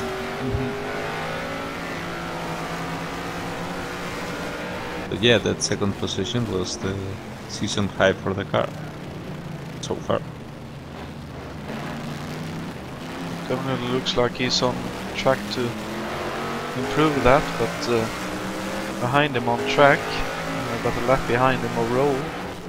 It's now closing up between Thiago and Jason, so White definitely seems like the quickest of the three, but making a pass is definitely not easy for him around here. He seems to be struggling with rear end grip now, too, more than he was earlier.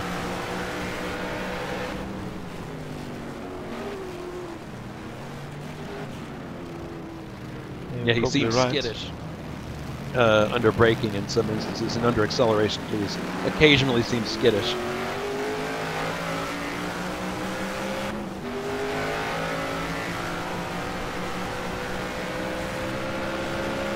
It's nice to see that these three still are as close as they are, given all that's gone on in the race. Eves is still being shown in 9th place right now because of all the lappings going on. Oh no! David Saber is now out of the race. Oh no! He's upside down! How did My that goodness. happen? Rolling back the tape here to see what happened. Obviously some kind of major incident. Oh, he went up. Oh, he got sideways going over the crest. Down the back straight by the looks of things. Oh yeah, he just lost control going down the straight. Maybe a wheel malfunction, possibly. 'Cause God, that that's looks like incredible. He just all of a sudden just went for a ride up over those up into the sand and just tipped over. That seems really sudden. Man, that's an odd one. Well, that's going to elevate everybody again. That'll elevate Chapman to 7th place. Ray Rodal will be 8th. Michael Drexler will be 9th. And Dave Miller. That'll bring him into the points. I don't know if Mrs. Dave is watching tonight, but that will be some welcome news.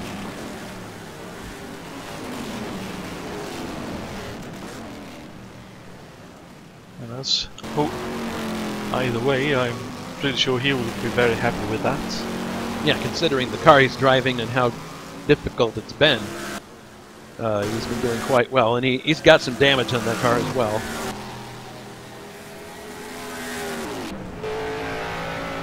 Indeed. Oh man, I think maybe David Jakes had a bit of an off or something, but he's losing ground to Pascal. The gap is now up to 24 seconds. 24 and a half seconds actually between himself and Pascal Mikola. So really, we're coming down into the closing moments of the race here. All Pascal has to do is just bring it home. There's no real incentive for him to take any big risks. Maybe, knowing David, maybe he has decided that, well, he can't really catch him on pace alone, so he'll be looking for a safe drive as well to the end of the race. Pascal has been driving a limited schedule this year. I think that largely has to do with off-track stuff. I think he moved this year, didn't he? I believe so. So he's had a lot of things going on in his real life that are getting in the way of racing. So I'm sure he's really thrilled to be in this position. We'll see if he can bring it home without incident. And, I think that would be a very nice way to cap off the season for him to get a win.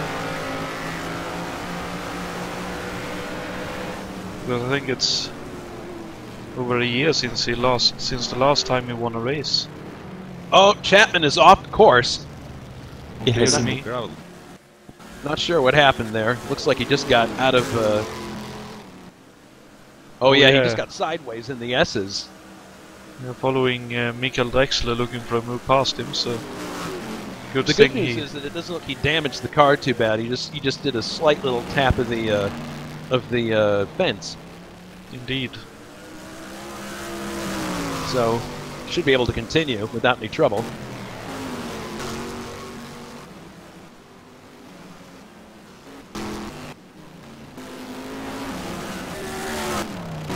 And Ray is quite a distance behind Mick at point, so I think he's pretty safe as far as the... Oh, Dave Miller had a spin just ahead of David Gunt. That looked a bit... Oh yes, Dave off track. Shoot. I only saw that as I was blipping through the top end of the field. He doesn't have a lot to worry about. His nearest pursuer is Bruno Chacon, and he's 4 laps behind him. So, if he can just keep it going, he'll have a top 10 finish. Indeed, I was mainly feeling for David, I think, coming around the corner there. Oh, suddenly a car in the middle of the road. Yeah, that could have been bad. It's true. A good thing for both of them that no contact was made, and the racing is still going on between Jason Whited and Thiago Canola. So at this point, we have 11 cars still running in the race.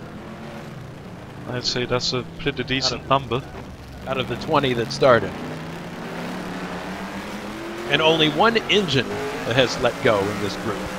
So much for my theory from earlier about engine life being an issue. What is it? It's two disconnects by the looks of things, and then there's one engine, and the rest is over eagerness and mistakes. The rest have, as Coxon would say, binned it. Indeed. Whereas Jason has a massive run coming through the last corner. It's right up behind. Goodness. It's a great opportunity here if he can. I mean, he's coming through the. Oh, they've got Chacon just ahead of him. He's trying, but that's kind of the wrong place to do it, and he actually backed off there, being very smart. They got Chacon. Oh, Bruno's in a really precarious position here, but he lets him by. But he did it very well. No, he did it well. He did it well. Very well timed. Out of the way, very well synchronized with the cars behind. And that is by far the widest car in the field. That March. It's a behemoth. It's car and a half almost. Great stability, but it hampered him with that very big front section and not so powerful engine. Yeah, he's only working 7 liters in that car, I think. So that's a very small power plant for such a big car. Indeed. It's sort of like turning up in a touring car race in the 70s. One of the Falcons having a mini engine in the car instead of the V8s that was actually in them. Alright, so as Pascal comes off the final turn here, he will see the flagman with both hands wide open, indicating 10 laps to go.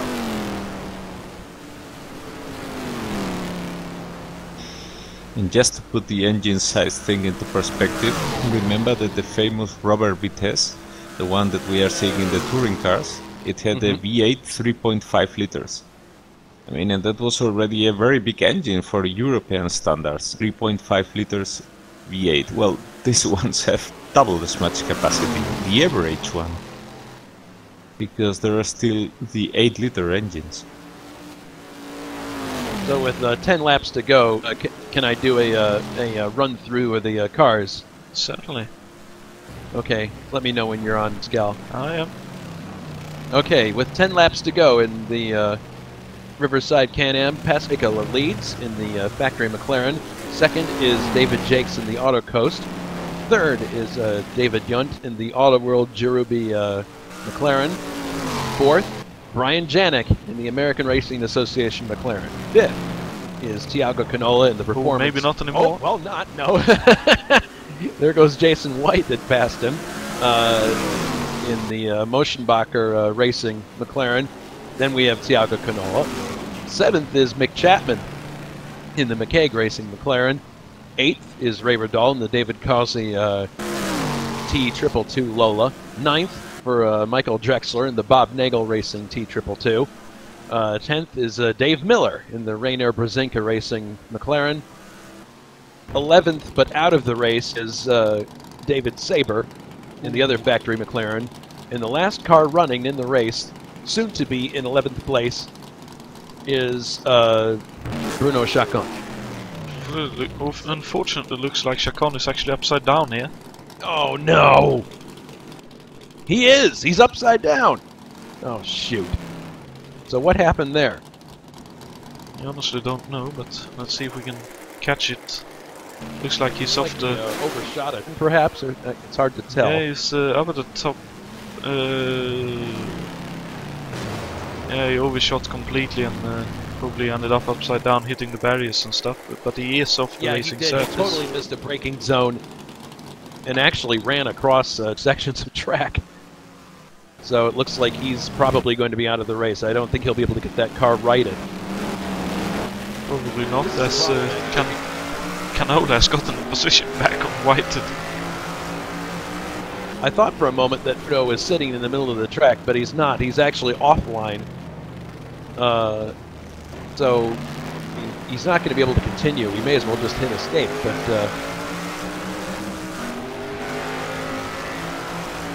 yeah, he's that's too bad because that's it. We're now going to have 10 cars running total. But So still, everybody who's still running is going to get points. indeed, and it is still 50% of the field still running, so Yeah, we started 20. indeed, so it's not too bad still, but very unfortunate for Bruno to end up out of the race in that fashion. And again, we said that he's the guy that we expect to finish all the time. Maybe not the quickest driver, but very reliable. Looks like David Jakes might be nursing some kind of damage in the front of the car. Front of his auto list. Yeah, he does. He's got a pretty sizable dent up there that he didn't have before. Sorry to cut you off. Jason Whited is up the inside of Canola and got by coming through the exit of the final corner. Oh, man. Yeah, this is the best battle on the track right now. I bet we'll stay with this one until the race is over. Oh, Jason is a huge moment, loses a lot of momentum. Here comes Thiago.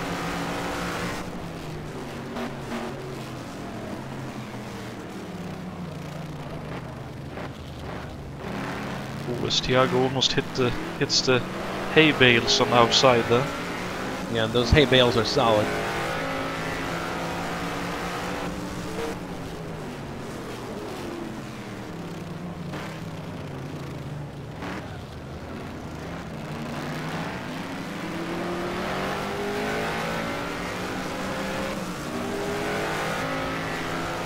Let's see what happens down the back straight. I'd expect that to be where Thiago got his position retaken last time out.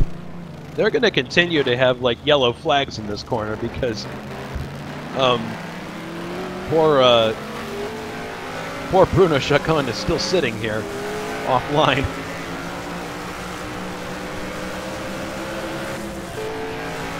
And I can't say that I blame him too much, as here comes Canola with a massive run down the back straight. A great run coming here. Sweep side, beautiful. He has the inside line now. Yeah, Jason's going to have to... Oh, Thiago swung wide there. He had some problems getting acceleration, and Jason's back by again. Fantastic. Exactly the same kind of pass he put on earlier. Oh, here's Thiago again. Swinging wide, looking for... Man, these two have just been going at it tooth and nail the entire way.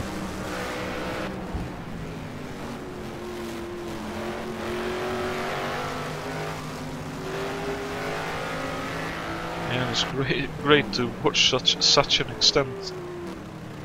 Sorry, such an exchange. Oh, Jason gets a little loose there. Oh, he gets way loose again on the exit. That's going to cost him a lot of momentum.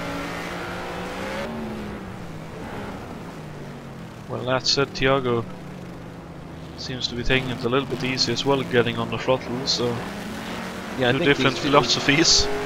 I guess these two are really, their cars are really spent at this point. Here comes David Jakes. He's going to be putting a lap in these two before long. Bruno is still upside down. As Jason is running wide here. Well, he's probably trying to counteract his the issue that he has with his car being oversteering. He's trying to, you know, one way to counter that is to run wide in turns. Indeed, but it looks like Thiago has to run. I'm not sure he'll get close enough, but he's too far back right now. What a closing rate. Where's he? Oh, man. He definitely thought about it and gave it a good go, but good driving on his part to not give Jason a bit of a rub-up.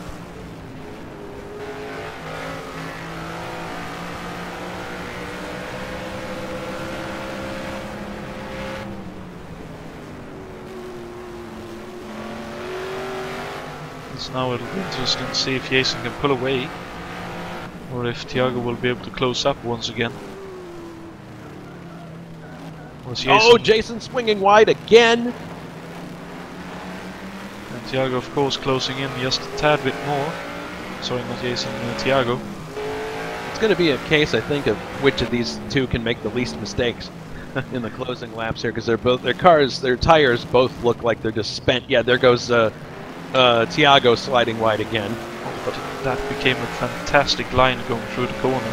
I know, but not the fastest line. No, of course, but it seemed good. fantastic. It looked good, yes. Oh, as Jason's wide. Oh man, Thiago, really, they're coming into that corner really hot.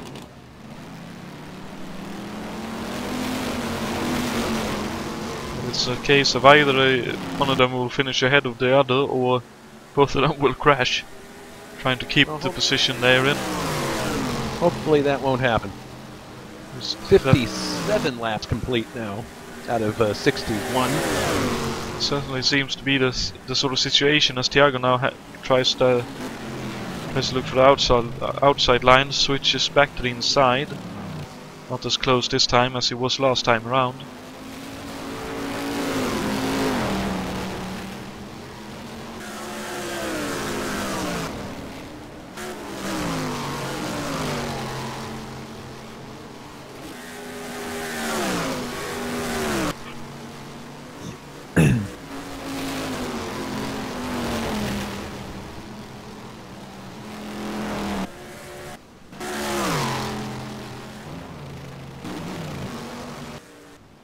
Well, they're closing up on Dave Miller now. He is running in 10th and looks like he's going to. Well, he will. I mean, it's a foregone conclusion that he'll score points now because he's the last car technically running. I know that Bruno is technically still running, but he's upside down. Indeed. I think that might be what Bruno's doing, is he just doesn't want to get the DNF. He's just going to sit there upside down until the race is over. Possibly, and again I can't really blame him, I mean... Although it is probably a bit disconcerting every time you come to that corner to get a yellow flag. Well, possibly. So let's see if Jason laps Dave here, is if he'll have to wait, because Dave clearly has... He's gonna have to wait. Dave clearly has some good top-end speed without the wings. I think Jason's being cautious there, actually, so...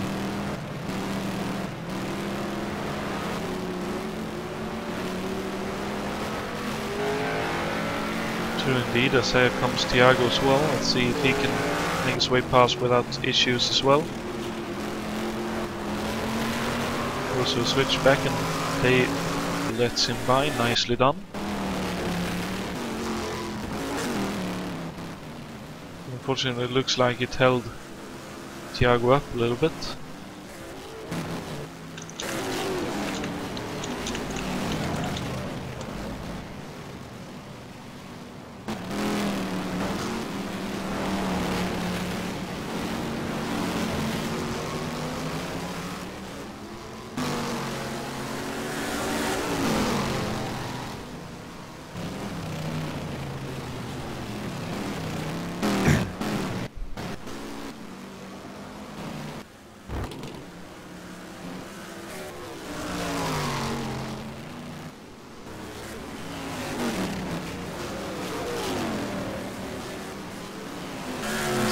Unless I'm mistaken, are we coming up to the final lap of the race here? I believe we are. Well, wait, not the final lap. Oh. White flag lap. 2 to go. I mean, 1 to go when he crosses the finish line. No, it's 59. 59. So yeah, sorry. Here. He's got 3 laps to go by. Ah, yes, sorry. My apologies, I'm getting ahead of myself. I simply remember you saying 10 laps to go not that long ago, but seeing as everything is going on, it felt like it had been 10 laps. And very close on track now actually is Mick Chapman and Ray Riddle. Well, very close considering the length of the track. About 1.5 seconds between them.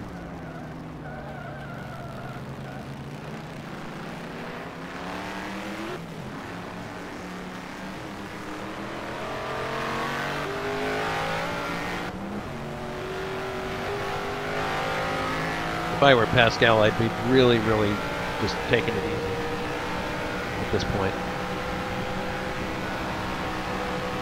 just tool around. What's his lap times been recently, Alberto? Sorry? What if Pascal's? Well, I can look at it actually myself. I'm not used to having this luxury. No, he has been going much slower. Yeah, he's doing 145s the last couple of laps, so he has certainly throttled it back. His fastest laps in the race have been 141s, so he's definitely taking it easy. Though taking it easy is always dangerous because you True. tend to lose concentration, and the mark of some of the greatest drivers in history has been not just consistency in being quick, but also the ability to change rhythm very quickly. Mm-hmm. Yeah, they said that Michael Schumacher in his prime had exactly that ability, that he could leave people behind with a sudden change in rhythm.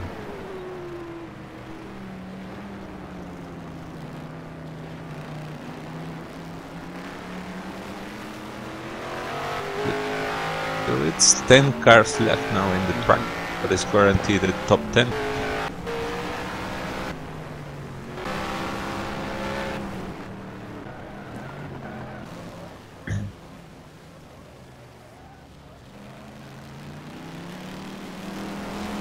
Nice finish. Sorry, go ahead. No, it's going to be a nice finish for David Jakes too, and David Yunt also showing, that he made a really great run towards the end of the championship. Unfortunately, it wasn't enough, and even without the situation of the if we didn't have the drop score rule, finishing third today wouldn't be enough to overtake Eves, but he's done an amazing job throughout the year. And also, we've given David a bit of a ribbing over the years for driving lots of different cars and changing cars like people change their underwear. But he stuck with this McLaren the entire series. So, very un-David Yunt-like.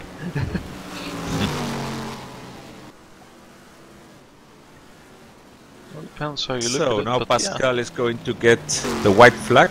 Yes, he time. will. Oh, Coming by this dearie time. me. I'm What? sorry to say, David Miller in the pits with a lot of damage to his car. Oh my goodness! He's lost a wheel. He's lost the back fairing. The fact That's that he's too bad because the fact that he even got into the pits is quite remarkable here. he might be able to get the thing refired and it's be on track when the race is over, so that he counts as being running. But good grief, that thing's absolutely destroyed. Doesn't to be almost anything the driver can hold on to. Quite so.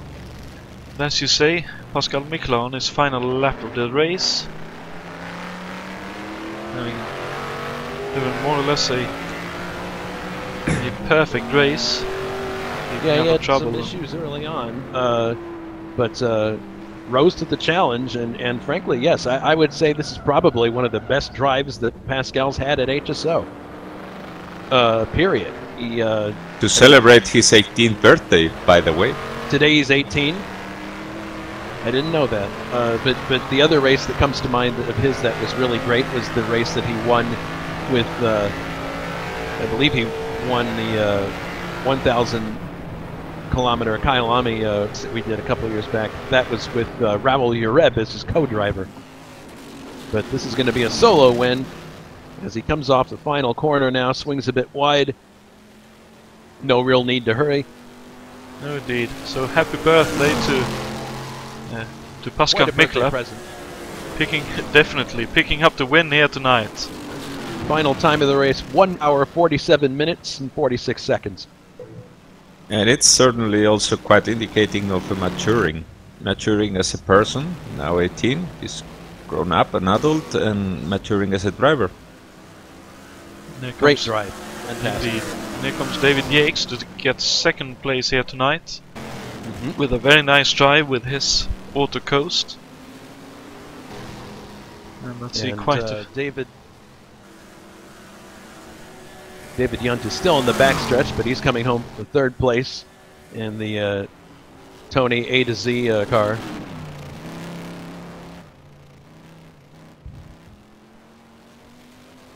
Me too, despite feeling a bit... Oh dearie me. Oh no, David! Well, that's one way to finish the race, I suppose. I suppose, yeah. Just about gets across the finish line to finish the championship, and the race in second and the championship second. Really nice finish for Janik, yeah. Indeed, fourth for Yannick, and fifth for Jason Whited, right behind him on track. And let's see, next behind is Thiago Canola in sixth. And seventh will be Ray Riddle, just now crossing the finish line. Eighth will be Mick Chapman, as soon as he brings his now slightly battered McLaren across the finish line. So he ended up losing this to Ray in the end. Yeah, unfortunately, but still, 8th place with his newly acquired car is a nice way to finish off the championship, I'd say. Lead Sure first time in the points. At any rate, because he was never really at home in that BRM that he was driving, so I'm sure a top 10 in this car he'll be happy with.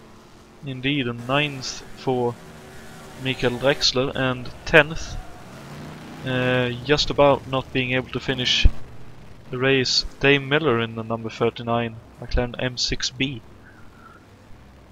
Well, the game is showing him as being a finisher, so there will be Okay. 10 cars running at the finish. Then possibly he stopped in the pits and then crossed the line after the leader did so in the pits, possibly, but That's probably what he did, yeah. Either way, a great way to finish off the championship, I'd say. Mm-hmm.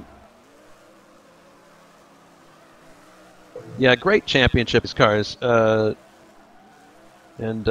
great performances, obviously, from Yves Placé all year long, and David Yunt, Pascal putting a nice exclamation point on at the end of the championship here, showing what the factory papaya orange McLaren can do under ideal situations.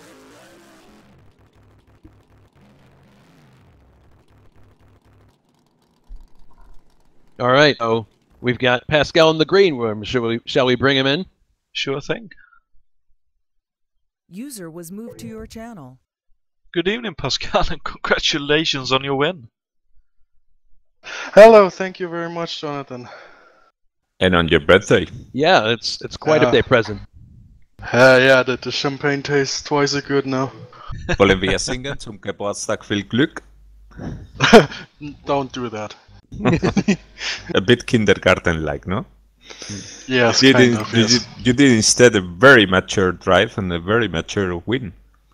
So congrats on Thank that. you. It was really close actually at the beginning. The Saber was actually faster than me, but then he hit me in the rear when he was he outbroke himself like really badly and then spun, and from what I know he spun multiple times, and then at some point he was just laying upside down on the back straight. So that was a little bit unfortunate. How was the tire degradation throughout the race for you, Pascal? Heaven. Evan? Yeah, you didn't seem to be having much trouble with the car. Not really, no. The only kind of the only little bit of trouble that I had was 5 laps before the end when my rear left started slipping a little bit. That's like when I spun, when I had my only mistake in the entire race. I spun there because the tire just gave up a little. But other than that, it was awesome. Well, I'll echo what Alberto said. Really mature drive, very excellent performance. Probably would say probably your best drive at HSO. Probably. I mean, I would put it in. Except for, I mean, maybe the other one would be the 1,000-kilometer race with Raul. Oh, I would put that. I think all my wins so far are pretty decent. I wouldn't put one above the other. I think the Kyalami race, then last year Monza in Formula 1, and now this one, I think they're all equally awesome.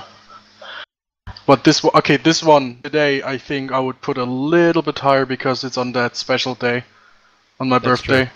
Yeah. So, yeah. As soon as this is over, I'm gonna grab me a beer.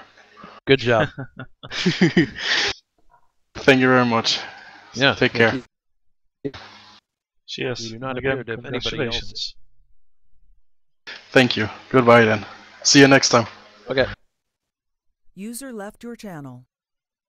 Well, that's a very happy Pascal Mikla, understandably so, after his win tonight. And, yeah, what a wild race that became. Yeah. Okay, I also must go now, but always a pleasure to be broadcasting with you. And see you on the next one, which I think will be next Sunday. Yep. Sure thing. Thank you very Bye-bye, much for guys. joining us. Take care of yourself, Alberto. User disconnected from your channel. Well, that's another championship over, I suppose, but a great one indeed. All right. Well, it doesn't appear anybody else is in the green room right now, so we may as well close out the broadcast. Yep. Any final thoughts for the championship or this final race before we cap it off, Jason? No, only that it was a great performance by Eves throughout the year, and it was not as easy as the points table may indicate. He had some races where he had incidents where he had to overcome adversity, and he did so quite well. David Yunt, in a car that frankly was a little inferior to the others, at the top of the leaderboard, made a great run towards the end of the year, just isn't enough. And it was nice to see David Jakes get the most out of the auto coast towards the end of the year. But all in all, a really impressive performance by Eves, and he's definitely a worthy champion. I can only agree and echo your thoughts there, Jason. And yeah, with that, I think we'll thank all our viewers for tuning in tonight, and for everyone who showed up to race, for putting on a great show and a great race. And thank you, Jason, for admin the series and doing a great job at it, and Alberto for joining me for all the races in this championship as a color commentator. You as well, Jason, for joining us for quite a few races as a commentator as well. Well, thanks also to you for broadcasting the races. We really appreciate it. It's always a fun dimension that we add to racing at HSO. So we appreciate your efforts very much. You're very much welcome, and thank you for your kind words. So until Wednesday in 2 weeks' time, there will be a bit of a break broadcast-wise, but until then, have a great time, and hope you'll tune in for the next one. But thank you for this evening, and good night. Happy Halloween too. Oh, of course, happy Halloween, and hope you all enjoy a big holiday weekend as far as I'm aware. But good night, and talk to you all later. Good night.